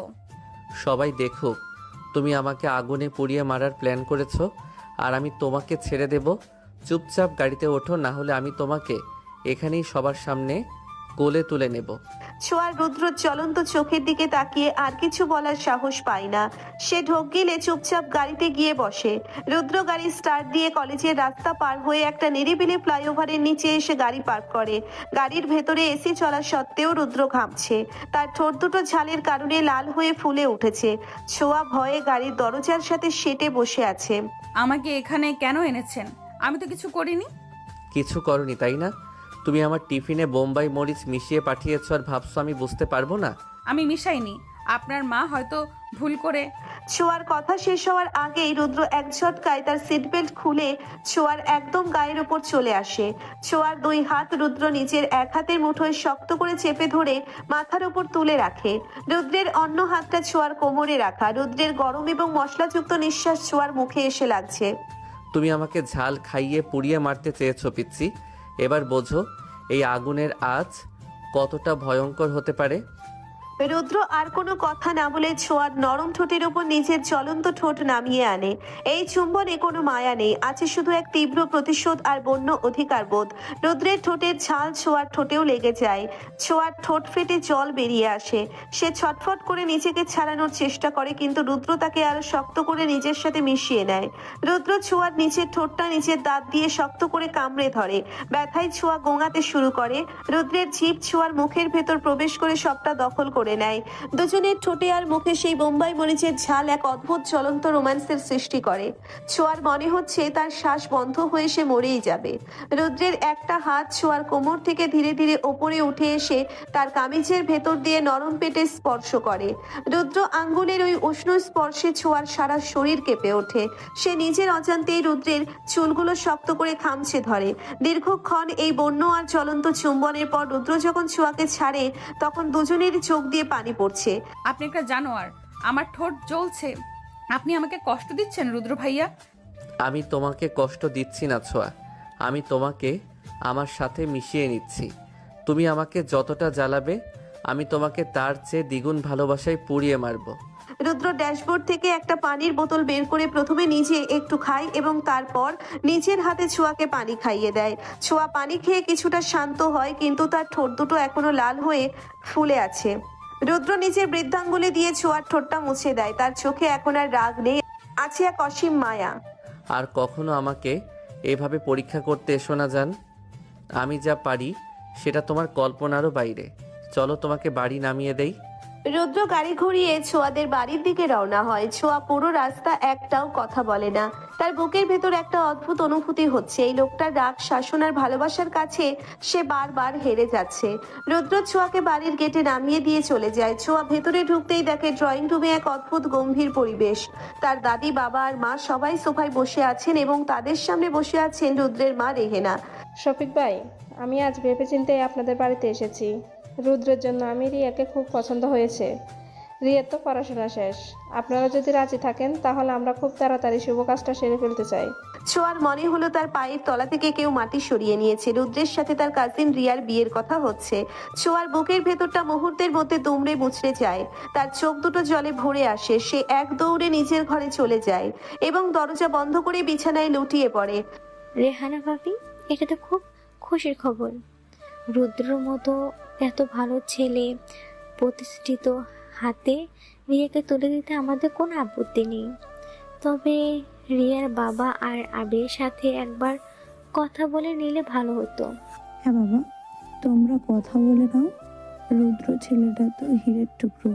আমার রিয়া খুব সুখে থাকবে। ড্রয়িং রুমে যখন এই খুশির আলোচনা চলছে, ছোঁয়া তখন নিজের ঘরে বসে অঝরে কাঁদছে। তার মাথায় শুধু একটাই কথা ঘুরছে, রুদ্র তাকে এতক্ষণ চুমু খেলো, তাকে অধিকার দেখালো, আর এখন তার পরিবার রিয়ার জন্য প্রস্তাব নিয়ে এসেছে। রুদ্র কি এসব জানে? রুদ্র কি তাকে নিয়ে শুধু খেলছে? ছোঁয়ার রাগে আর অভিমানে দম বন্ধ হয়ে আসতে থাকে। সে বালিশে মুখ গুজে কাঁদতে থাকে। রাতে রুদ্রদের বাড়িতেও একই অবস্থা। ডাইনিং টেবিলে রেহেনা খুব খুশি মনে সবাইকে এই খবরটা দেন। আহমেদ, আমি আজ শফিক ভাইয়ের বাড়িতে গিয়েছিলাম। রিয়ার জন্য আমি রুদ্রের প্রস্তাব দিয়ে এসেছি। ওরা খুব খুশি। রাফি, তুই কালকে আবিরের সাথে কথা বলে সব ফাইনাল করবি। মা, তুমি এটা কি করেছো? তুমি আমাকে না জানিয়ে শফিক আঙ্কেলের বাড়িতে গিয়েছো রিয়ার বিয়ের প্রস্তাব নিয়ে। আমি তোমাকে বলেছিলাম না আমার এসব পছন্দ নয়? তোর পছন্দ অপছন্দ নিয়ে কি হবে রুদ্র? রিয়া খুব ভালো মেয়ে, আর আমাদের পরিবারের সাথে ওদের ভালো সম্পর্ক। তুই এই বিয়েটা করছিস, ব্যাস, এটাই শেষ কথা। না বাবা, এটা শেষ কথা নয়। শেষ কথা আমি বলবো, আমি রিয়াকে বিয়ে করতে পারবো না, কারণ আমার জীবনে অন্য কেউ আছে। রুদ্র, তুমি কি সিরিয়াস? কে সে মেয়ে? তুমি আমাদের খুলে বলো। আমি এখন কিছুই বলবো না। তবে মা, তুমি কালই শফিক আঙ্কেলের বাড়িতে গিয়ে এই প্রস্তাব ফিরিয়ে নেবে, না হলে কিন্তু খুব খারাপ কিছু হয়ে যাবে। রুদ্র রাগে ডাইনিং টেবিল থেকে উঠে নিচের ঘরে চলে যায়। তার মাথায় আগুন জ্বলছে। সে জানে এই খবরটা ছোঁয়ার কানে গেলে মেয়েটা কি সাংঘাতিক কষ্ট পাবে। রুদ্র আর এক মুহূর্তও অপেক্ষা করে না। সে নিজের ব্যালকনির পাইপ বেয়ে নিচে নেমে সোজা ছোঁয়াদের বাড়ির দিকে হাঁটা ধরে। রাত তখন 11টা। ছোঁয়াদের বাড়ির সবাই প্রায় ঘুমিয়ে পড়েছে। রুদ্র খুব সাবধানে আগের রাতের মতো ছোঁয়ার ব্যালকনিতে এসে দাঁড়ায়। ছোঁয়ার ঘরের দরজা ভেতর থেকে লক করা, কিন্তু ব্যালকনির গ্লাস ডোরটা খোলা। রুদ্র ভেতরে উকি দিয়ে দেখে বিছানায় ছোঁয়া নেই। সে আরেকটু ভেতরে ঢুকতেই দেখে ছোঁয়া ফ্লোরে বসে জানালার গ্রিল ধরে ফুপিয়ে ফুপিয়ে কাঁদছে। চাঁদের আলোয় তার চোখের জল চকচক করছে। ছোঁয়া। রুদ্রের ভারী গলার স্বর শুনে ছোঁয়া চমকে পিছনে তাকায়। রুদ্রকে দেখেই তার ভেতরের অভিমান আর রাগ যেন আগ্নেয়গিরির মতো ফেটে পড়ে। সে উঠে দাঁড়িয়ে রুদ্রের বুকে দুমদাম করে ঘুষি মারতে শুরু করে। আপনি এখানে কেন এনেছেন? যান, আপনার রিয়ার কাছে যান। আমাকে তো আপনার খেলনা মনে হয়, তাই না? সকালে আমাকে চুমু খাবেন, শাসন করবেন, আর রাতে অন্য কাউকে বিয়ে করার প্ল্যান করবেন। আপনি একটা প্রতারক, ডক্টর রুদ্র। শান্ত হও ছোঁয়া, আমার কথা শোনো। আমি এই প্রস্তাবের বিষয়ে কিছুই জানতাম না। আমি আপনার কোনো কথা শুনতে চাই না। আপনি আমাকে ধোঁকা দিয়েছেন। আমি আপনাকে ঘৃণা করি। বের হয়ে যান আমার ঘর থেকে। ছোঁয়া রুদ্রকে ধাক্কা দিয়ে বের করে দেওয়ার চেষ্টা করে, কিন্তু রুদ্র এক হ্যাচকা টানে ছোঁয়াকে নিজের বুকের সাথে একদম শক্ত করে জড়িয়ে ধরে। ছোঁয়া ছটফট করে, কিন্তু রুদ্রের পাথরের মতো শক্ত হাতের বাঁধন থেকে নিজেকে ছাড়াতে পারে না। রুদ্র ছোঁয়ার মাথায় হাত বুলিয়ে দেয়। তুমি আমাকে ঘৃণা করো না ছোঁয়া, তুমি আমাকে ভালোবাসো। এই যে তোমার চোখে আমার জন্য জল, এটাই তো তোমার ভালোবাসা। তুমি শুধু আমার এই রিয়ার প্রস্তাব মা নিজের জেদে নিয়ে এসেছে, আমি এটা কালই বাতিল করে দেব। মিথ্যা কথা। আপনারা সবাই আমাকে পিচ্চি মনে করে আমাকে নিয়ে খেলছেন। আমি কাউকে ভালোবাসিনি। আমাকে ছেড়ে দেন। রুদ্র ছোঁয়াকে ছাড়ার বদলে আরো শক্ত করে নিজের সাথে চেপে ধরে। সে ছোঁয়ার কানের কাছে মুখ নিয়ে গভীর স্বরে কথা বলে। আমি তোমাকে প্রমাণ করে দেব তুমি শুধু আমার। আজ এই রাতেই আমি তোমার সব সন্দেহ দূর করে দেব। রুদ্র ছোঁয়াকে পাঁজা কোলা করে কোলে তুলে নেয়। ছোঁয়া লজ্জায় আর ভয়ে রুদ্রের বুকে বুক লুকায়। রুদ্র তাকে নিয়ে বিছানায় শুইয়ে দেয় এবং নিজে তার উপর ঝুঁকে পড়ে। ঘরের নিস্তব্ধতায় দুজনের শ্বাস প্রশ্বাসের শব্দ স্পষ্ট শোনা যাচ্ছে। রুদ্র চোখ দুটো এক অদ্ভুত কামনায় জল করছে। সে ছোঁয়ার চোখের জল নিজের ঠোঁট দিয়ে মুছে নেয়। তোমার চোখের এক ফোঁটা জলও আমার বুকে তীরের মতো বিঁধে ছোঁয়া। আমি তোমাকে ছাড়া আর কাউকে নিজের জীবনে ভাবতে পারি না। রুদ্র ছোঁয়ার ঠোঁটের উপর অত্যন্ত কোমলভাবে নিচের ঠোঁট ছোঁয়ায়। এবারের চুম্বনে কোনো রাগ বা জেদ নেই, আছে শুধু ছোঁয়ার অভিমান ভাঙানোর এক অনন্ত চেষ্টা। ছোঁয়াও আর নিজেকে আটকে রাখতে পারে না। তার বুকের ভেতর জমে থাকা সব কষ্ট, সব অভিমান যেন এই একটা চুম্বনে গলে জল হয়ে যায়। সে নিজের দুই হাত দিয়ে রুদ্রের গলা শক্ত করে জড়িয়ে ধরে তাকে আরো কাছে টেনে নেয়। রুদ্রের একটা হাত ছোঁয়ার শার্টের বোতাম খুলতে শুরু করে। ছোঁয়ার ফর্সা কাঁধ আর গলার একাংশ উন্মুক্ত হয়ে যায়। রুদ্র সেখানে নিজের মুখ ডুবিয়ে দেয়। তার ভেজা ঠোঁট আর দাঁতের স্পর্শ ছোঁয়ার সংবেদনশীল ত্বকে এক চরম শিহরণ জাগায়। ছোঁয়ার মুখ থেকে একটা দীর্ঘশ্বাস বেরিয়ে আসে। রুদ্র, আমার খুব ভয় করছে। ভয় পেও না জান, আমি তোমার কোনো ক্ষতি হতে দেব না। তুমি শুধু নিজেকে আমার কাছে সঁপে দাও। রুদ্রের জাদুকরী স্পর্শে ছোঁয়ার পুরো শরীর যেন অবশ হয়ে আসে। রুদ্র খুব সাবধানে ছোঁয়ার সব অভিমান নিজের ভালোবাসার চাদরে ঢেকে দেয়। চাঁদের আলোয় দুই জেদি আর বিপরীত স্বভাবের মানুষের এই চরম রোমান্টিক মিলন এক নতুন রূপ নেয়। রুদ্রের হাতের স্পর্শে ছোঁয়ার সমস্ত অভিযোগ দূরে সরে যায়। সে বুঝতে পারে এই বদমেজাজি সিনিয়র ডাক্তার তাকে কতটা গভীরভাবে ভালোবাসে। পরের দিন সকালে মা, রিয়া কোথায়? আমি শুনলাম রেহানা আন্টি নাকি রিয়ার জন্য রুদ্রর প্রস্তাব এনেছে। এটা তো খুব ভালো খবর। আমি আজই রাফি ভাইয়ের সাথে দেখা করে কথা বলবো। হ্যাঁ বাবা, রিয়া তো ওর ঘরে আছে, তুই কথা বলে নে। রুদ্র মতো ছেলে হাতছাড়া করা ঠিক হবে না। ছোঁয়া সিঁড়ি দিয়ে নিচে নামার সময় এই কথাগুলো শুনতে পায়। কাল রাতে রুদ্রের দেওয়া আশ্বাসের পরও তার বুকের ভেতরটা একটু কেঁপে ওঠে। সে চুপচাপ ডাইনিং টেবিলে এসে বসে। এমন সময় বাড়ির গেটে একটা গাড়ির হর্ন শোনা যায়। খালেক চাচা গেট খুলে দিলে রুদ্রের গাড়ি বাড়ির ভেতর প্রবেশ করে। রুদ্র গাড়ি থেকে নেমে সোজা ড্রয়িং রুমে এসে ঢোকে। তার পরনে একটা ডার্ক ব্লু শার্ট আর চোখে রোদ চশমা। তাকে দেখে সবাই একটু অবাক হয়। আরে রুদ্র বাবা, তুমি এত সকালে? আসো আসো, বসো। তোমার সাথে তো আমাদের খুব দরকারি কথা আছে। আঙ্কেল, আমি এখানে বসতে আসিনি, আমি আপনাদের কাছে একটা জিনিস চাইতে এসেছি। কি জিনিস রুদ্র? তুমি তো এখন আমাদের পরিবারেরই একজন হতে যাচ্ছ। তুমি যা চাইবে তাই পাবে। ধন্যবাদ আবির, কিন্তু আমি রিয়ার জন্য আসিনি। মা কাল আপনাদের কাছে যে প্রস্তাব নিয়ে এসেছিল সেটা একটা ভুল বোঝাবুঝি ছিল। আমি রিয়াকে বিয়ে করতে পারবো না। রুদ্রের কথায় ড্রয়িং রুমে যেন একটা বোমা ফাটে। সবাই স্তব্ধ হয়ে রুদ্রের দিকে তাকিয়ে থাকে। ছোঁয়ার বুকের ধুকপুকানি বেড়ে যায়। তুমি এসব কি বলছো রুদ্র? রেহানা ভাবি তো নিজে এসে প্রস্তাব দিয়ে গেছেন, আর তুমি বলছো ভুল বুঝাবুঝি? তাহলে তুমি কাকে চাও? আমি এই বাড়িরই একজনকে চাই আঙ্কেল, কিন্তু সে রিয়া নয়। রুদ্রের চোখ দিয়ে পরে ডাইনিং টেবিলে বসে থাকা ছোঁয়ার উপর। ছোঁয়া ভয়ে মাথা নিচু করে ফেলে। রুদ্র ধীর পায়ে এগিয়ে গিয়ে ছোঁয়ার হাত ধরে তাকে সবার সামনে দাঁড় করায়। আমি ছোঁয়াকে চাই আঙ্কেল। আমি আপনাদের এই পিচ্চি দুষ্টু মেয়েটাকে নিজের জীবনের সাথে জড়িয়ে নিয়েছি। ও শুধু আমার। রুদ্র, তুমি জানো তুমি কি বলছো? ছোঁয়া একটা পিচ্ছি মেয়ে। ও সবেমাত্র কলেজে ভর্তি হয়েছে, আর তুমিও ওর থেকে কত বড়। তুমি কি পাগল হয়ে গেছো? আমি পাগলই তো আবির, তোমার বোনের প্রেমে আমি পাগল হয়ে গেছি। বয়স বা পড়াশোনা কোনো বাধা নয়। আমি ওকে সারা জীবন রানীর মতো করে রাখবো। কিন্তু রুদ্র, তোমার বাবা কি এটা মেনে নেবে? উনি তো রিয়ার জন্য প্রস্তাব নিয়ে এসেছিল। মায়ের দায়িত্ব আমার আন্টি, আমি শুধু আপনাদের সম্মতি চাই। আমি ছোঁয়াকে ছাড়া বাঁচতে পারবো না। রুদ্রের চোখে এক অদ্ভুত সততা আর জেদ। শফিক সাহেব আর আবির একে অপরের দিকে তাকায়। তারা রুদ্রকে খুব ভালো করেই চেনে। এই ছেলে একবার যা বলে তাই করে। দাদি এগিয়ে এসে রুদ্রের মাথায় হাত রাখেন। আমার তো মনে হয় রুদ্র একদম ঠিক কাজটাই করেছে। আমার এই পাগলি নাতনিকে সামলানোর ক্ষমতা শুধু রুদ্ররই আছে। আমি রাজি। দাদির কথায় সবার মুখের বেগ কিছুটা কেটে যায়। ছোঁয়া অবাক হয়ে রুদ্রের দিকে তাকিয়ে থাকে। এই লোকটা সবার সামনে তাকে নিজের করে নিল। রুদ্র ছোঁয়ার কানের কাছে মুখ নিয়ে ফিসফিস করে বলে, বলেছিলাম না তুমি শুধু আমার। এবার তৈরি থেকো মিসেস রুদ্র চৌধুরী হওয়ার জন্য। ছোঁয়ার গাল দুটো লজ্জায় লাল হয়ে যায়। সে রুদ্রের হাতটা শক্ত করে চেপে ধরে।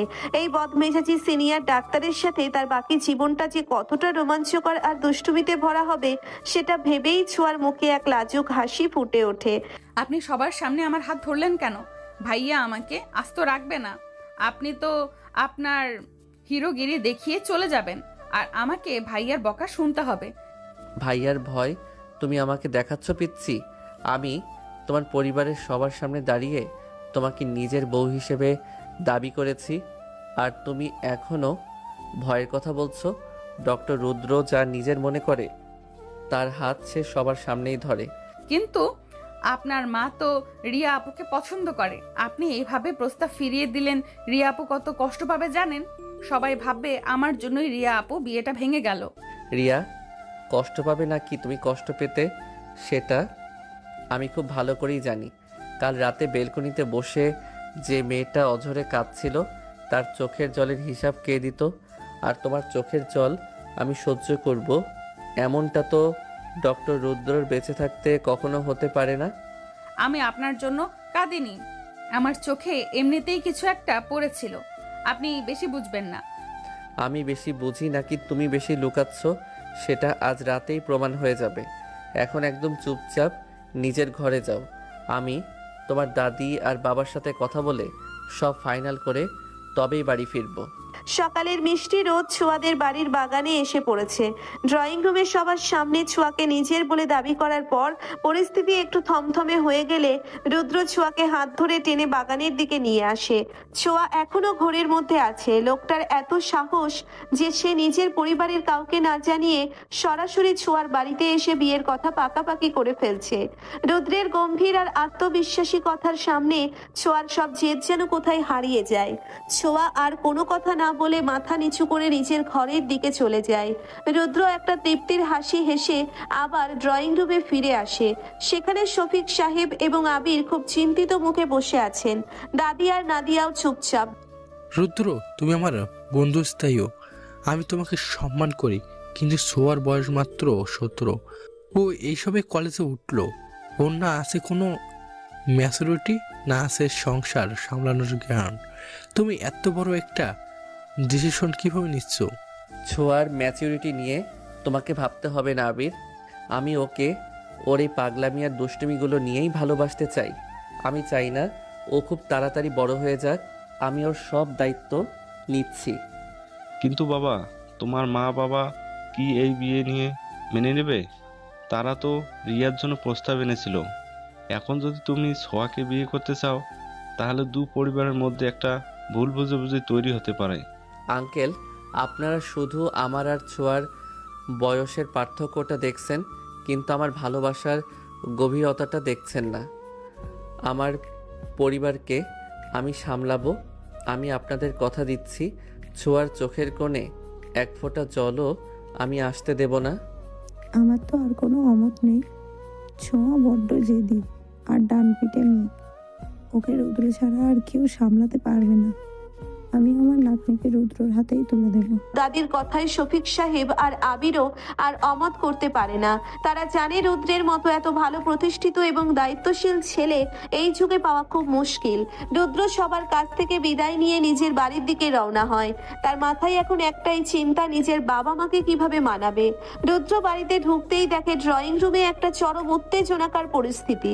রেহানা রাগে সোফায় বসে আছেন এবং আহমেদ সাহেব পাইচারি করছেন। রাফিয়া আর সাদিয়াও সেখানে উপস্থিত। তুই নাকি শফিক ভাইদের বাড়িতে গিয়ে রিয়ার প্রস্তাব ফিরিয়ে দিয়েছিস? তোর এত বড় স্পর্ধা রুদ্র, তুই আমার মুখের উপর কালি মাখিয়েছিস।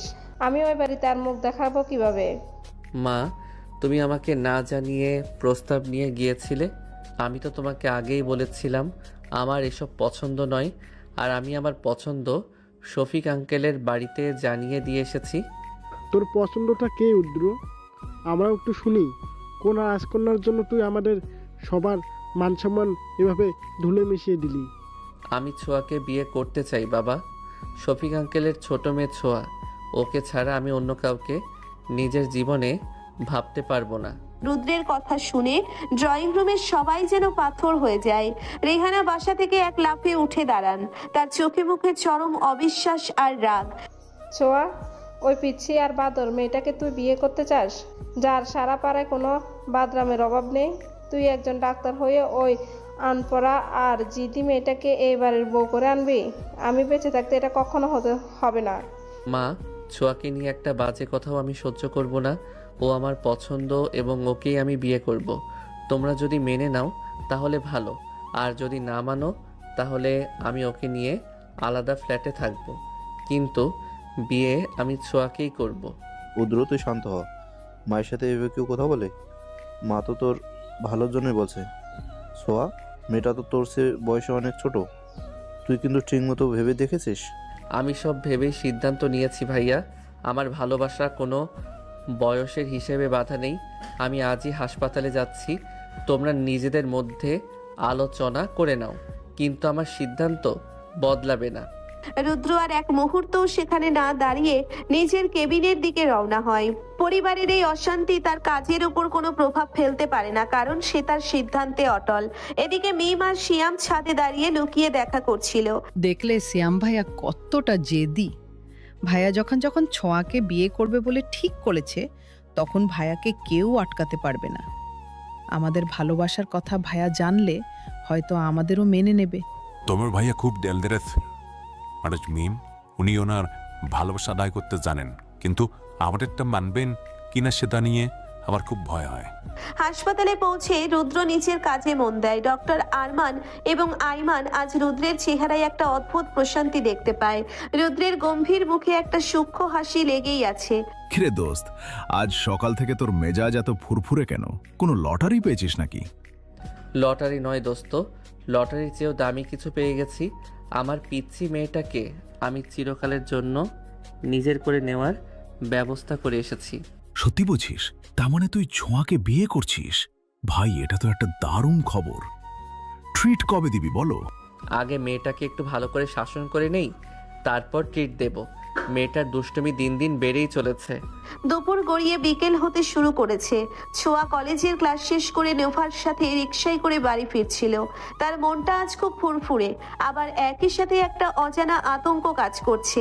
রুদ্রের মতো একটা রাগী মানুষের বউ হয়ে তাকে সারা জীবন কাটাতে হবে ভাবলেই তার পেটের ভেতর প্রজাপতি উঠতে শুরু করে। রিকশাটা বাড়ির মোড়ে আসতেই ছোঁয়া দেখে রুদ্রের গাড়ি সেখানে দাঁড় করানো। রুদ্র গাড়ির বাইরে হেলান দিয়ে দাঁড়িয়ে আছে, চোখের উচ্চসমা, শার্টের হাতা গোটানো। কি রে ছোঁয়া, তোর সিনিয়র বর তো তোর জন্য রাস্তায় দাঁড়িয়ে আছে। আমি বরং এখান থেকে হেঁটেই চলে যাই। তুই একদম যাবি না নোভা, আমাকে একা রেখে গেলে আমি তোকে খুন করে ফেলবো।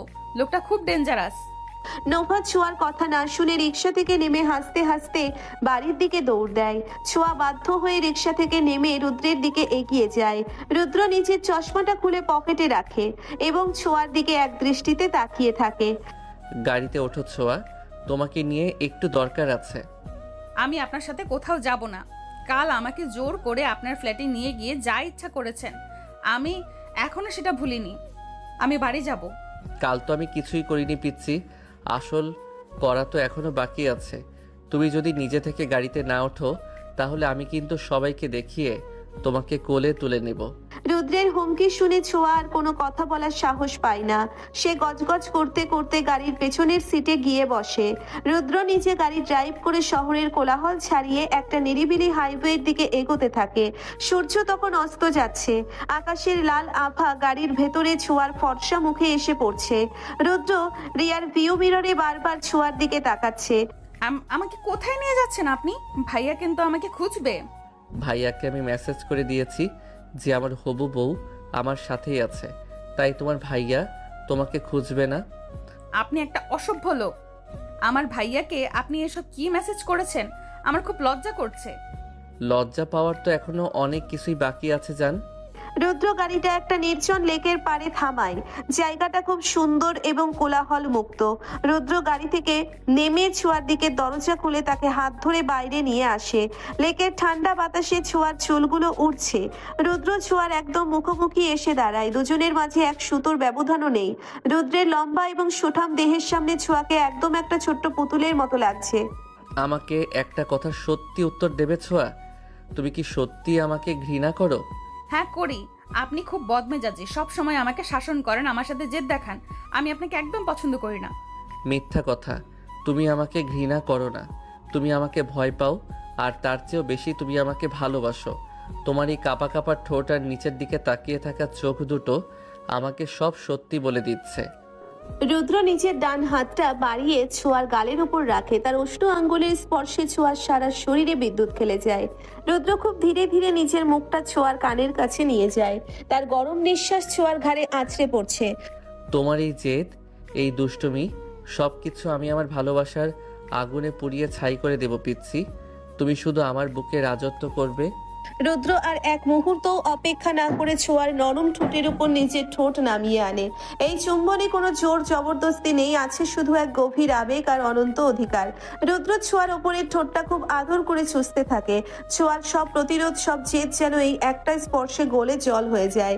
সে নিজের অজান্তেই তার দুই হাত রুদ্রের গলাতে পেঁচিয়ে ধরে। রুদ্র ছোঁয়ার কোমল শক্ত করে জড়িয়ে ধরে তাকে মাটি থেকে কিছুটা শূন্যে তুলে নেয়। দুজনের শরীরের ঘর্ষণে এক চরম উত্তাপ ছড়িয়ে পড়ে। রুদ্রের একটা হাত ছোঁয়ার পিঠের উপর দিয়ে ঘুরে তার উন্মুক্ত ঘাড়ে গিয়ে থামে। রুদ্রের হাতের আঙ্গুলগুলো ছোঁয়ার খোলা চুলের ভেতর দিয়ে বিলি কাটতে থাকে। ছোঁয়ার মুখ থেকে একটা অস্ফুট শব্দ বেরিয়ে আসে, রুদ্র ভাইয়া। আবার ভাইয়া বলছো? আমি আজ তোমার মুখ থেকে এই ভাইয়া ডাক চিরদিনের জন্য মুছে দেব। রুদ্র ছোঁয়ার ঠোঁট ছেড়ে তার গলার কাছে মুখ ডুবিয়ে নেয়। সেখানে সে খুব তীব্রভাবে চুমু খেতে শুরু করে। ছোঁয়ার নরম ত্বকে রুদ্রের দাঁত আর ঠোঁটের স্পর্শে এক অদ্ভুত শিহরণ জাগে। রুদ্র ছোঁয়ার গলার সেই পুরনো দাগটার ওপর আবার নতুন করে একটা লাল দাগ বসিয়ে দেয়। ব্যথায় আর উত্তেজনায় ছোঁয়া রুদ্রের শার্ট খামচে ধরে। রুদ্র ছোঁয়াকে গাড়ির বনেটের সাথে শক্ত করে চেপে ধরে। তার একটা হাত ছোঁয়ার কামিজের উপর দিয়ে তার পেটের কাছে স্পর্শ করে। রুদ্রের এই আগ্রাসী আর মাতাল করা ভালোবাসার কাছে ছোঁয়া নিজেকে পুরোপুরি সঁপে দেয়। দীর্ঘক্ষণ পর রুদ্র যখন ছোঁয়াকে ছাড়ে, তখন ছোঁয়ার শ্বাস দ্রুত ওঠানামা করছে। তার চোখ দুটো নেশাগ্রস্ত আর ঠোঁট দুটো ফুলে লাল হয়ে আছে। রুদ্র ছোঁয়ার কপালে একটা দীর্ঘ চুমু খায়। আজ থেকে তুমি শুধু আমার ছোঁয়া, আর কোনোদিন আমার অবাধ্য হওয়ার চেষ্টা করবে না। আপনি একটা পাগল। আমি আপনাকে সামলাবো কিভাবে বুঝতে পারছি না। তোমাকে আমাকে সামলাতে হবে না, আমি তোমাকে সামলাবো। চলো এবার বাড়ি যাই। রুদ্র ছোঁয়াকে গাড়িতে বসিয়ে আবার বাড়ির দিকে রওনা হয়। রাতে ছোঁয়া নিজের বিছানায় শুয়ে রুদ্রের স্পর্শগুলো অনুভব করতে থাকে। লোকটা সত্যিই তাকে পাগল করে দেবে। অন্যদিকে রুদ্রদের বাড়িতে তখন একটা শান্ত কিন্তু গুমোট পরিবেশ। রেহেনা কোনো কথা বলছেন না। রাফি রুদ্রের ঘরে আসে। রুদ্র, তুই যা করতেছিস তাতে মা খুব কষ্ট পেয়েছে, কিন্তু আমি জানি তুই ছোঁয়াকে সারা শান্তিতে থাকতে পারবি না। আমি বাবাকে বুঝিয়েছি, আমরা কাল শফিক আঙ্কেলের বাড়িতে গিয়ে বিয়ের ডেট ফাইনাল করে আসবো। থ্যাঙ্কস ভাইয়া, আমি জানতাম তুই আমাকে বুঝবি। মাকে আমি বিয়ের পর ঠিক মানিয়ে নেব। ছোঁয়ার মতো একটা মিষ্টি মেয়েকে মা বেশি দিন দূরে সরিয়ে রাখতে পারবে না। পরের দিন সকালে দুই পরিবারের মধ্যে বিয়ের কথা পাকাপাকি হয়ে যায়। আগামী শুক্রবার তাদের বিয়ের দিন ঠিক করা হয়। ছোঁয়ার বাড়িতে সাজো সাজো রব, কিন্তু ছোঁয়ার মাথায় তখনও চরম দুষ্টুমি ঘুরছে। সে কিছুতেই এত সহজে রুদ্রকে ছেড়ে দেবে না। সে প্ল্যান করে রুদ্রকে একটা চরম শাস্তি দেবে। বিকেলে রুদ্র যখন ছোঁয়াদের বাড়িতে আসে, তখন ছোঁয়া চুপি চুপি রুদ্রের দামি স্টেথোস্কোপটা লুকিয়ে ফেলে। রুদ্র ড্রয়িং রুমে বসে আবিরের সাথে কথা বলছিল। আবির, আমি কাল ছোঁয়াকে নিয়ে একটু শপিংয়ে যাব, তুমি কিছু মনে করো না। আরে না না, মনে করার কি আছে, ও তো এখন তোমারই দায়িত্ব। রুদ্র ওঠার সময় নিজের স্টেথোস্কোপটা খুঁজে পায় না। সে খুব ভালো করেই জানে এই কাজ কার হতে পারে। রুদ্র সোজা ছোঁয়ার ঘরের দিকে পা বাড়ায়। ঘরের দরজা ভেজানো ছিল। রুদ্র ভেতরে ঢুকে দেখে ছোঁয়া বিছানায় বসে হাঁটছে আর তার স্টেথোস্কোপটা দিয়ে নিজের পুতুলের হার্টবিট মাপছে। আমার ডাক্তারি জিনিসপত্র নিয়ে খেলার খুব শখ হয়েছে, তাই না পিচ্ছি? আপনি এখানে কেন এসেছেন? এটা তো আমার ঘর, আর এই জিনিসটা আমি আপনাকে দেব না। আপনি আমার ব্যাট আটকে রেখেছিলেন না, এটা তার প্রতিশোধ। প্রতিশোধ নেবে তুমি আমার সাথে? আচ্ছা চলো আজ তবে একটা দারুণ প্রতিশোধের খেলা খেলি। রুদ্র দরজাটা ভেতর থেকে লক করে দেয়। তার চোখে এক অদ্ভুত দুষ্টুমি আর নেশা। ছোঁয়া রুদ্রের চোখ দেখে ভয় পেয়ে যায়। সে বিছানা থেকে লাফ দিয়ে নামার চেষ্টা করতেই রুদ্র খপ করে তার হাত ধরে ফেলে এবং এক টানে তাকে আবার বিছানায় ফেলে দেয়। রুদ্র ছোঁয়ার উপর একদম বাঘের মতো ঝাঁপিয়ে পড়ে। ছাড়ুন আমাকে, কেউ চলে আসবে রুদ্র ভাইয়া। আসুক সবাই, আজ আমি তোমাকে এমন একটা শাস্তি দেব যে বিয়ের আগে আর কোনোদিন আমার কোনো জিনিসে হাত দেওয়ার সাহস করবে না। রুদ্র ছোঁয়ার দুই হাত মাথার উপর শক্ত করে চেপে ধরে। তারপর সে ছোঁয়ার কানের কাছে মুখ নিয়ে ফিসফিস করে কিছু একটা বলে। ছোঁয়ার মুখ লজ্জায় একদম টকটকে লাল হয়ে যায়। রুদ্র আর কোনো কথা না বলে ছোঁয়ার ঠোঁটের উপর আবার একটা জ্বলন্ত আর বন্য চুম্বন এঁকে দেয়। ছোঁয়ার সব জেদ, সব দুষ্টুমি রুদ্রের এই শক্তিশালী আর আগ্রাসী প্রেমের কাছে বারবার হার মানতে বাধ্য হয়। তাদের এই খুনসুটি আর গভীর ভালোবাসার মধ্যেই ঘনিয়ে আসতে থাকে তাদের বিয়ের সেই কাঙ্ক্ষিত দিন। আপনি একটা জল্লাদ, আমার ঠোঁট দিয়ে রক্ত বের করে দিয়েছেন। আমি আপনাকে বিয়ে করব না। কালই বাবাকে বলে বিয়ে ক্যান্সেল করে দিব। বিয়ে ক্যান্সেল করার ক্ষমতা ডক্টর রুদ্রর বউয়েরও নেই পিচ্ছি। আর ঠোঁট দিয়ে রক্ত বের হয়নি। আমি শুধু আমার অধিকারের একটা ছোট্ট ছাপ রেখেছি, যাতে বিয়ের এই কটা দিন আয়নায় নিজের মুখ দেখলেই তোমার এই সিনিয়র বরের কথা মনে পড়ে। আমার কোনো দরকার নেই আপনাকে মনে করার। আপনি আমার ঘর থেকে এক্ষুনি বেরিয়ে যান, নইলে আমি সত্যি সত্যি চিৎকার করে সবাইকে জড়ো করে ফেলবো। আচ্ছা যাচ্ছি, তবে যাওয়ার আগে একটা কথা বলে যাই। কাল তোমার গায়ে হলুদ, ওই অনুষ্ঠানে যেন অন্য কোনো ছেলের ছায়াও তোমার আশেপাশে না দেখি। না হলে আমি কিন্তু সবার সামনেই ওই হলুদ মাখা অবস্থাতেই তোমাকে কোলে তুলে নেব। রুদ্র ছোঁয়ার কপালে একটা গাঢ় চুমু খেয়ে নিজের স্টেথোস্কোপটা হাতে নিয়ে ছোঁয়ার ঘর থেকে বেরিয়ে যায়। ছোঁয়া বিছানায় বসে হাঁপাতে থাকে। আয়নার দিকে তাকাতেই তার চোখ আটকে যায় নিজের ফোলা আর লাল হয়ে থাকা ঠোঁট দুটোর দিকে। এই বদমেজাজি লোকটা সত্যিই তাকে পাগল করে দেবে। কিন্তু অদ্ভুত ব্যাপার হলো, লোকটার এই রাগী আর আগ্রাসী শাসনের মাঝেও ছোঁয়া এক অদ্ভুত ভালোবাসা আর নিরাপত্তা খুঁজে পায়। সে নিজের ঠোঁটে হাত বুলিয়ে একটা লাজুক হাসি হাসে।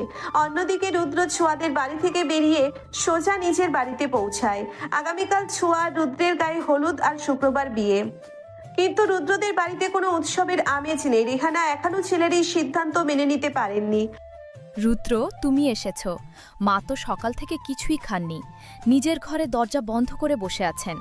বাবাও খুব রেগে আছেন তোমার ওপর। ভাবি, তুমি চিন্তা করো না, মাকে আমি ঠিক মানিয়ে নেব। তুমি শুধু কালকের গায়ে হলুদের সব ব্যবস্থা করে ফেলো। রাফি ভাইয়া কোথায়? আমি এখানেই আছি রুদ্র। তুই যে সিদ্ধান্ত নিয়েছিস সেটা নিয়ে আমার কোনো আপত্তি নেই। ছোঁয়া খুব মিষ্টি মেয়ে, কিন্তু মায়ের জেদ তো তুই জানিস। কাল আমরা সোয়াদের বাড়িতে হলুদ নিয়ে যাব। মা যদি না যায় তবে শফিক আঙ্কেল খুব কষ্ট পাবেন। মা যাবে ভাইয়া, আমি এখনই মায়ের সাথে কথা বলছি। রুদ্র রেহানার ঘরের দরজার সামনে গিয়ে দাঁড়ায়। সে কয়েকবার নক করার পর রেহানা দরজা খোলেন। তার চোখ মুখ ফুলে আছে, দেখলেই বোঝা যায় তিনি অনেক কেঁদেছেন। রুদ্র ধীর পায়ে ঘরের ভেতর ঢুকে মায়ের সামনে মেঝেতে হাঁটু গেড়ে বসে। মা, তুমি কি আমার উপর খুব রেগে আছো? আমি তোমার কথার অবাধ্য হয়েছি বলে তুমি আমাকে শাস্তি দিচ্ছ? তুই তো আমার কথা ভাবিসনি রুদ্র। ওই পাড়ার বাদর মেয়েটাকে তুই নিজের বউ হিসেবে পছন্দ করলি, যার কোনো গুণ নেই। সারাদিন শুধু মানুষের সাথে ঝগড়া আর দুষ্টুমি করে বেড়ায়। ও এই সংসারে কি বুঝবে? মা, ছোঁয়ার বয়স মাত্র 17। ও এখনো অনেক ছোট, কিন্তু ওর মনটা খুব পবিত্র। ও কোনো ভান করতে জানে না। আমি ওকে আমার মতো করে গড়ে নেব মা। তুমি শুধু একবার ওকে মন থেকে আশীর্বাদ করো। তোমার আশীর্বাদ ছাড়া ডক্টর রুদ্রর জীবনের কোনো মূল্য নেই। রুদ্রের চোখে পানি টলমল করছে।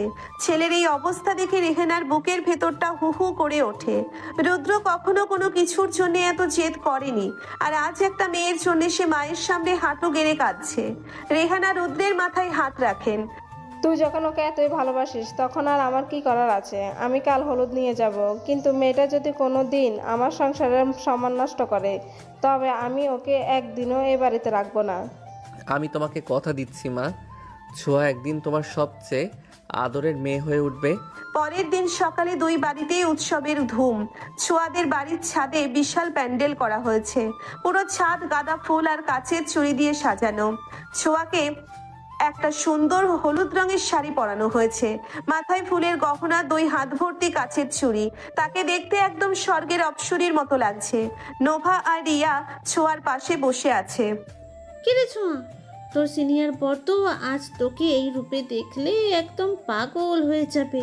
তুই তো পুরো আগুন হয়ে আসছিস। তুই একদম বাজে বকবি না নোভা। ওই লোকটা পাগল হবে না, উল্টো আমাকে পাগল করে দেবে। একটু আগেও আমাকে মেসেজ করেছে আমি যেন বেশি না হাসি। লোকটা শুধু হুকুম আর হুকুম। রুদ্র ভাইয়া তোকে খুব ভালোবাসে রে ছোঁয়া। তুই খুব ভাগ্যবতী যে এমন একজন মানুষকে নিজের স্বামী হিসেবে পাচ্ছিস। ছোঁয়া রিয়ার কথা শুনে একটু অবাক হয়। সে ভেবেছিল রিয়া হয়তো তার উপর খুব রেগে আছে, কিন্তু রিয়ার চোখে কোনো রাগ নেই, আছে শুধু মনের জন্য ভালোবাসা। এমন সময় রুদ্রদের বাড়ি থেকে হলুদের তত্ত্ব নিয়ে সবাই এসে পৌঁছয়। রেহানা, আহমেদ সাহেব, রাফি, সাদিয়া ভাবি, মিম সবাই এসেছে। রেহানা গম্ভীর মুখে এসে ছোঁয়ার সামনে দাঁড়ান। ছোঁয়া ভয়ে ভয়ে উঠে দাঁড়িয়ে রেহানাকে সালাম করে। রেহানা ছোঁয়ার এই শান্ত আর সুন্দর রূপ দেখে একটু অবাক হন। তিনি ছোঁয়ার কপালে একটু হলুদ ছুঁয়ে দেন। সুখে থাকো, রুদ্র তোমাকে খুব ভালোবাসে, ওর সম্মানের দিকে খেয়াল রেখো। জি আন্টি, আমি চেষ্টা করব। হলুদের অনুষ্ঠান খুব সুন্দরভাবে শেষ হয়, কিন্তু ছোঁয়ার চোখ বরাবর একজনকে খুঁজছিল, যে তাকে এই অনুষ্ঠানের শুরু থেকেই করা শাসনে রেখেছে। রুদ্র আসেনি। রুদ্রের নাকি হাসপাতালে খুব ইম্পর্টেন্ট একটা সার্জারি ছিল। ছোঁয়ার মনটা একটু খারাপ হয়ে যায়। রাত তখন প্রায় 11টা। ছাদের এক কোণে একটা অন্ধকার জায়গায় ছোঁয়া একা দাঁড়িয়েছিল। হঠাৎ পেছন থেকে কেউ একজন তার কোমর জড়িয়ে ধরে তাকে নিজের বুকের সাথে মিশিয়ে নেয়। ছোঁয়া চিৎকার করতে যাবে, তার আগেই লোকটা নিজের একটা হাত দিয়ে ছোঁয়ার মুখ চেপে ধরে। চিৎকার করো না পিচ্ছি, আমি। আপনি আপনি এত রাতে এখানে কি করছেন? আর হসপিটালে আপনার সার্জারি ছিল? সার্জারি তো শেষ, কিন্তু আমার আসল পেশেন্ট তো এখানে একা দাঁড়িয়ে মন খারাপ করে আছে। আমার বউয়ের গায়ে হলুদ আর আমি আসবো না, সেটা কি হয়? রুদ্র ছোঁয়ার ঘাড়ে নিজের মুখ ডুবিয়ে দেয়। ছোঁয়ার সারা শরীরে একটা তীব্র শিহরণ বয়ে যায়। রুদ্রের পরনে একটা সাদা শার্ট আর হাত দুটো কোনোই পর্যন্ত গোটানো। সে ছোঁয়ার কানের কাছে ফিসফিস করে কথা বলতে থাকে। তোমাকে আজ এত সুন্দর লাগছে যে আমার ইচ্ছে করছে এখনই তোমাকে কোলে তুলে আমার নিজের ফ্ল্যাটে নিয়ে যাই। এই হলুদ শাড়িতে তোমাকে একদম আমার রানীর মতো লাগছে। ছাড়ুন আমাকে, কেউ দেখে ফেলবে। আর আপনি তো আমার গায়ে হলুদই দেননি। কে বলেছে হলুদ দেইনি? আমি তো আমার পুরো অস্তিত্বটাই তোমার সাথে মিশিয়ে দিয়েছি। রুদ্র নিজের পকেট থেকে একটু হলুদ বের করে নিজের গালে মাখে। তারপর সে ছোঁয়ার মুখের একদম কাছে চলে আসে। ছোঁয়া অবাক হয়ে রুদ্রের চোখের দিকে তাকিয়ে থাকে। রুদ্র নিচের হলুদ মাখা গালটা ছোঁয়ার ফর্সা গালের সাথে ঘষে দেয়। দুজনের গালের ঘর্ষণে এক অদ্ভুত উত্তাপ আর রোম্যান্স তৈরি হয়। রুদ্র ছোঁয়ার গাল থেকে ধীরে ধীরে তার ঠোঁটের দিকে এগিয়ে যায়। ছোঁয়া নিজের চোখ বন্ধ করে ফেলে। রুদ্র ছোঁয়ার ঠোঁটের উপর খুব নরম আর আদুরে একটা চুম্বন এঁকে দেয়। এই চুম্বনে কোনো আগ্রাসন নেই, আছে শুধু এক অনন্ত মায়া আর গভীর ভালোবাসা। ছোঁয়াও নিজের 2 হাত রুদ্রের শার্টের কলার শক্ত করে চেপে ধরে এই চুম্বনে সাড়া দেয়। রাতের অন্ধকারে 2 প্রেমিকের এই পবিত্র মিলন এক নতুন অধ্যায়ের সূচনা করে। অবশেষে সেই কাঙ্ক্ষিত দিন, শুক্রবার সন্ধ্যা। পুরো শহর যেন আজ ডক্টর রুদ্র চৌধুরী আর ছোঁয়ার বিয়ের সাক্ষী হতে সেজে উঠেছে। বিশাল এক কমিউনিটি সেন্টারে বিয়ের আয়োজন করা হয়েছে। ছোঁয়াকে আজ একটা গাঢ় লাল রঙের বেনারসি পরানো হয়েছে। ভারী গহনা আর বউ সাজিয়ে ছোঁয়াকে চিনতেই কষ্ট হচ্ছে। তার সেই চটপটে আর দুষ্টু চেহারাটা আজ একটা লাজুক আর স্নিগ্ধ রূপ নিয়েছে। অন্যদিকে রুদ্র একটা রয়্যাল ব্লু কালারের শেরওয়ানি পরেছে। তার গম্ভীর আর সুঠাম চেহারায় তাকে কোনো রাজপুত্রের চেয়ে কম লাগছে না। কাজী সাহেব যখন ছোঁয়ার কাছে কবুল শুনতে চান, ছোঁয়ার বুকের ভেতরটা তখন হাতুড়ির মতো পিটছিল। সে একবার নিজের বাবা শফিক সাহেবের দিকে তাকায়। শফিক সাহেবের চোখে জল। ছোঁয়া কাঁপা কাঁপা গলায় 3 বার কবুল বলে দেয়। এরপর রুদ্রও নিজের ভরাটার গম্ভীর গলায় কবুল বলে। সাইন করার সময় ছোঁয়ার হাত খুব কাঁপছিল। রুদ্র সবার সামনে নিজের শক্ত হাত দিয়ে ছোঁয়ার হাতটা ধরে সই করিয়ে নেয়। আজ থেকে পাড়ার সেই পিচ্ছি দুষ্টু মেয়েটা আইনত ডক্টর রুদ্রের বিবাহিত স্ত্রী মিসেস ছোঁয়া চৌধুরী। বিয়ের আনুষ্ঠানিকতা শেষে বিদায়ের পালা। ছোঁয়া নিজের বাবা আর মাকে জড়িয়ে ধরে অঝরে কাঁদতে থাকে। আবির এসে ছোঁয়ার মাথায় হাত বুলিয়ে দেয়। আমার পাগলি বোনটা আজ অন্যের বাড়ির বউ হয়ে যাচ্ছে। রুদ্র, আমার বোনটাকে তুমি সাবধানে রেখো। ও খুব ছেলে মানুষ, কোনো ভুল করলে ক্ষমা করে দিও প্লিজ। তুমি একদম চিন্তা করো না আবির। ছোঁয়া এখন আমার সবচেয়ে বড় দায়িত্ব আর আমার বেঁচে থাকার কারণ। ওকে আমি আমার চোখের মনি করে রাখবো। দাদি ছোঁয়াকে বুকে জড়িয়ে ধরে অনেকক্ষণ কাঁদেন। ছোঁয়া রুদ্রের গাড়িতে গিয়ে বসে। গাড়ি চলতে শুরু করে চৌধুরী বাড়ির দিকে। ছোঁয়া সারা রাস্তা ফুপিয়ে ফুপিয়ে কাঁদতে থাকে।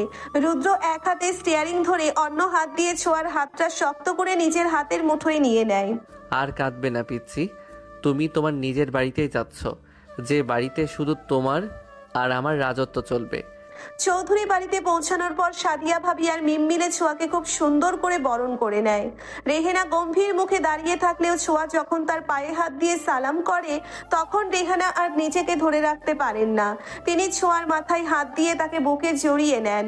ছোঁয়ার এই স্নিগ্ধ আর নিষ্পাপ রূপ রেহানার সব রাগ আর জেদ গলিয়ে দেয়। এবারে আজ থেকে তোমার ছোঁয়া, তুমি আমার রুদ্রকে সবসময় সুখে রেখো। রাত গভীর হতে শুরু করে। ছোঁয়াকে রুদ্রের বিশাল বেডরুমে এনে বসানো হয়। পুরো ঘরটা লাল গোলাপ আর রজনীগন্ধা দিয়ে সাজানো। ঘরের এক অদ্ভুত মাতাল করা সুভাষ ছোঁয়ার বুকের ধুকপুকানি আরো বাড়িয়ে দেয়। সে লাল বেনারসি মুড়িয়ে বিছানার এক কোণে জড়সড় হয়ে বসে থাকে। তার হাত পা ঠান্ডায় জমে যাচ্ছে। এমন সময় ঘরের দরজা খোলার শব্দ হয়। রুদ্র ঘরের ভেতর ঢুকে দরজাটা ভেতর থেকে লক করে দেয়। ছোঁয়ার শ্বাস যেন গলার কাছে এসে আটকে যায়। রুদ্র ধীর পায়ে ছোঁয়ার দিকে এগিয়ে আসে। সে নিজের শেরওয়ানির বোতামগুলো একে একে খুলতে শুরু করে। রুদ্রের গম্ভীর মুখে আজ একটা অদ্ভুত তৃপ্তি আর প্রশান্তির হাসি। সে বিছানায় বসে ছোঁয়ার একদম মুখোমুখি হয়। ছোঁয়া ভয়ে নিজের মাথা নিচু করে রাখে। রুদ্র নিজের ডান হাত দিয়ে ছোঁয়ার থুতনি ধরে তার মুখটা ওপরে তোলে। ছোঁয়ার চোখে ভয়, লজ্জা আর এক অদ্ভুত শিহরণ। তুমি এখনো কাঁপছো পিচ্ছি? ডক্টর রুদ্রর বউ হয়েও তোমার এত ভয়? আমার খুব নার্ভাস লাগছে, আপনি আমার দিকে তাকাবেন না প্লিজ। আজ আমি শুধু তোমাকে দেখবো ছোঁয়া। আমার এতদিনের সব জেদ, সব অপেক্ষা আজ এই রাতে শেষ হতে চলেছে। আজ শুধু আমি আর তুমি। রুদ্র ছোঁয়ার চোখের জল মুছে দিয়ে তার কপালে খুব গভীর একটা চুমু খায়। তারপর সে ছোঁয়ার ভারী গহনাগুলো খুব সাবধানে একে একে খুলে টেবিলের উপর রাখতে শুরু করে। রুদ্রের আঙ্গুলের প্রতিটি স্পর্শ ছোঁয়ার শরীরে বিদ্যুতের মতো শিহরণ জাগায়। রুদ্র ছোঁয়ার চুলের খোপা খুলে দেয়। ছোঁয়ার লম্বা আর ঘন চুলগুলো তার পিঠের উপর ছড়িয়ে পড়ে। রুদ্র ছোঁয়ার কানের কাছে মুখ নিয়ে ফিসফিস করে কথা বলতে থাকে। তুমি আজ আমার জীবনের সবচেয়ে সুন্দর পাওয়া ছোঁয়া। তোমার এই দুষ্টুমি, তোমার এই রাগ সবকিছু আমাকে পাগল করে দেয়। আমি তোমাকে আজ পুরোপুরি নিজের করে নিতে চাই। রুদ্র আর কোনো কথা না বলে ছোঁয়ার লাল ঠোঁটের উপর নিজের ঠোঁট নামিয়ে আনে। এই চুম্বন আগের সব চুম্বনের চেয়ে সম্পূর্ণ আলাদা। এতে কোনো শাসন বা জেদ নেই, আছে শুধু এক চরম অধিকার বোধ আর আদিম ভালোবাসা। রুদ্র ছোঁয়ার নিচের ঠোঁটটা নিজের দুই ঠোঁটের মাঝে নিয়ে তীব্রভাবে চুষতে থাকে। ছোঁয়াও আজ আর কোনো বাধা দেয় না। সে নিজের দুই হাত রুদ্রের শক্ত বুকের উপর রেখে তার শার্ট খামচে ধরে। রুদ্র জিভ ছোঁয়ার মুখের ভেতর প্রবেশ করে এক গভীর আর বন্য প্রেমের খেলায় মেতে ওঠে। রুদ্র নিজের একটা হাত দিয়ে ছোঁয়ার কোমর জড়িয়ে ধরে তাকে বিছানায় শুইয়ে দেয় এবং নিজে তার উপর ঝুঁকে পড়ে। রুদ্রের ভারী আর পেশিবহুল শরীরের ভারে ছোঁয়ার নরম শরীরটা একদম পিষ্ট হতে থাকে। রুদ্র ছোঁয়ার ঠোঁট ছেড়ে তার গলার কাছে মুখ ডুবিয়ে দেয়। সেখানে সে খুব তীব্র আর আগ্রাসী ভাবে চুমু খেতে শুরু করে। ছোঁয়ার গলা, ঘাড় আর কানের লতিতে রুদ্র নিজের দাঁত আর ঠোঁটের স্পর্শে এক মাতাল করা ভালোবাসার দাগ বসিয়ে দেয়। ছোঁয়ার মুখ থেকে অস্ফুট গোঙানির শব্দ বেরিয়ে আসে। রুদ্র ভাইয়া, আমার খুব অদ্ভুত লাগছে, আমি আর নিতে পারছি না। নিজেকে শুধু আমার কাছে সঁপে দাও জান। আজ আমাদের এই ভালোবাসার আগুনে আমরা দুজনেই পুড়ে ছাই হয়ে যাব। রুদ্র ছোঁয়ার লাল বেনারসির আঁচলটা খুব সাবধানে সরিয়ে দেয়। ছোঁয়ার ফর্সা আর অনাবৃত পেটের উপর রুদ্রের উষ্ণ হাতের স্পর্শ পড়তেই ছোঁয়া শিউরে ওঠে এবং চোখ শক্ত করে বন্ধ করে ফেলে। রুদ্র ছোঁয়ার শরীরের প্রতিটি ইঞ্চিতে নিজের ভালোবাসার আর অধিকারের ছাপ এঁকে দিতে থাকে। ঘরের নিস্তব্ধতায় শুধু দুজনের দ্রুত শ্বাস প্রশ্বাসের শব্দ আর অস্ফুট গোঙানি শোনা যাচ্ছে। রুদ্রের এই বন্য আর আগ্রাসী প্রেমের কাছে ছোঁয়ার সব লাজ লজ্জা, সব জেদ মুহূর্তের মধ্যে বিলীন হয়ে যায়। সে নিজের দুই হাত দিয়ে রুদ্রের গলা শক্ত করে জড়িয়ে ধরে তাকে আবারও কাছে টেনে নেয়। এই চরম রোমান্টিক আর ইমোশনাল মুহূর্তে দুই বিপরীত স্বভাবের মানুষের আত্মিক আর শারীরিক মিলন পূর্ণতা পায়। ডক্টর রুদ্রের সব রাগ, সব গাম্ভীর্য আজ এই পিচ্ছি মেয়ের নরম শরীরের ভালোবাসায় মিশে একাকার হয়ে যায়। ছোঁয়াও বুঝতে পারে তার এই সিনিয়র বরের ভালোবাসার গভীরতা কতটা অনন্ত। পরদিন সকালে সকালের মিষ্টি রোদ জানালার পর্দা ভেদ করে ঘরের ভেতর এসে পড়েছে। ছোঁয়া চোখ মেলে তাকায়। সে আবিষ্কার করে সে রুদ্রের চওড়া বুকের উপর মাথা রেখে শুয়ে আছে। রুদ্রের একটা হাত ছোঁয়ার কোমর শক্ত করে পেঁচিয়ে রেখেছে। ছোঁয়ার সারা শরীরে কাল রাতের ভালোবাসার চিহ্ন স্পষ্ট হয়ে আছে। সে নিজের অজান্তেই একটা লাজুক হাসি হাসে। রুদ্রের গম্ভীর মুখটা ঘুমের ঘোরে খুব শান্ত দেখাচ্ছে। ছোঁয়া নিজের আঙ্গুল দিয়ে রুদ্রের কপালে আসা চুলগুলো সরিয়ে দেয়। সকাল সকাল আমার পিচ্ছি বউয়ের এত রোম্যান্স জেগে উঠলো যে। আপনি জেগে আছেন? আপনি একটা আস্ত চিটার। আমি তো ভাবলাম আপনি ঘুমোচ্ছেন। ডক্টর রুদ্র কখনোই ঘুমায় না, সে সবসময় তার বউয়ের সব দুষ্টমির উপর নজর রাখে। রুদ্র একটানে ছোঁয়াকে নিজের বুকের ওপর তুলে নেয়। ছোঁয়া লজ্জায় রুদ্রের বুকে মুখ লুকায়। ছাড়ুন আমাকে, এখন সকাল হয়ে গেছে, আমাকে নিচে যেতে হবে। সবাই কি ভাববে? সবাই ভাবুক, আজ আমি তোমাকে ঘর থেকে বের হতেই দেব না। কাল রাতের শাস্তির এখনো অনেক কিছুই বাকি আছে পিচ্ছি। রুদ্র ছোঁয়ার ঠোঁটের ওপর আবার একটা গাঢ় চুমু এঁকে দেয়। ছোঁয়াও খিলখিল করে হেসে রুদ্রের গলায় হাত পেঁচিয়ে ধরে। তাদের এই খুনসুটি আর মিষ্টি ভালোবাসার মধ্য দিয়ে শুরু হয় তাদের নতুন জীবনের পথ চলা। সব জেদ, সব রাগ আর শাসনের আড়ালে গড়ে ওঠা এই প্রেম চিরকাল তাদের জীবনকে এভাবেই রোমাঞ্চকর আর আনন্দে ভরিয়ে রাখবে। পাড়ার সেই পিচ্ছি দুষ্টু মেয়েটা আর তার বদমেজাজি সিনিয়র ডাক্তারের এই অদ্ভুত সুন্দর গল্পের এখানেই এক সুখের সমাপ্তি ঘটে।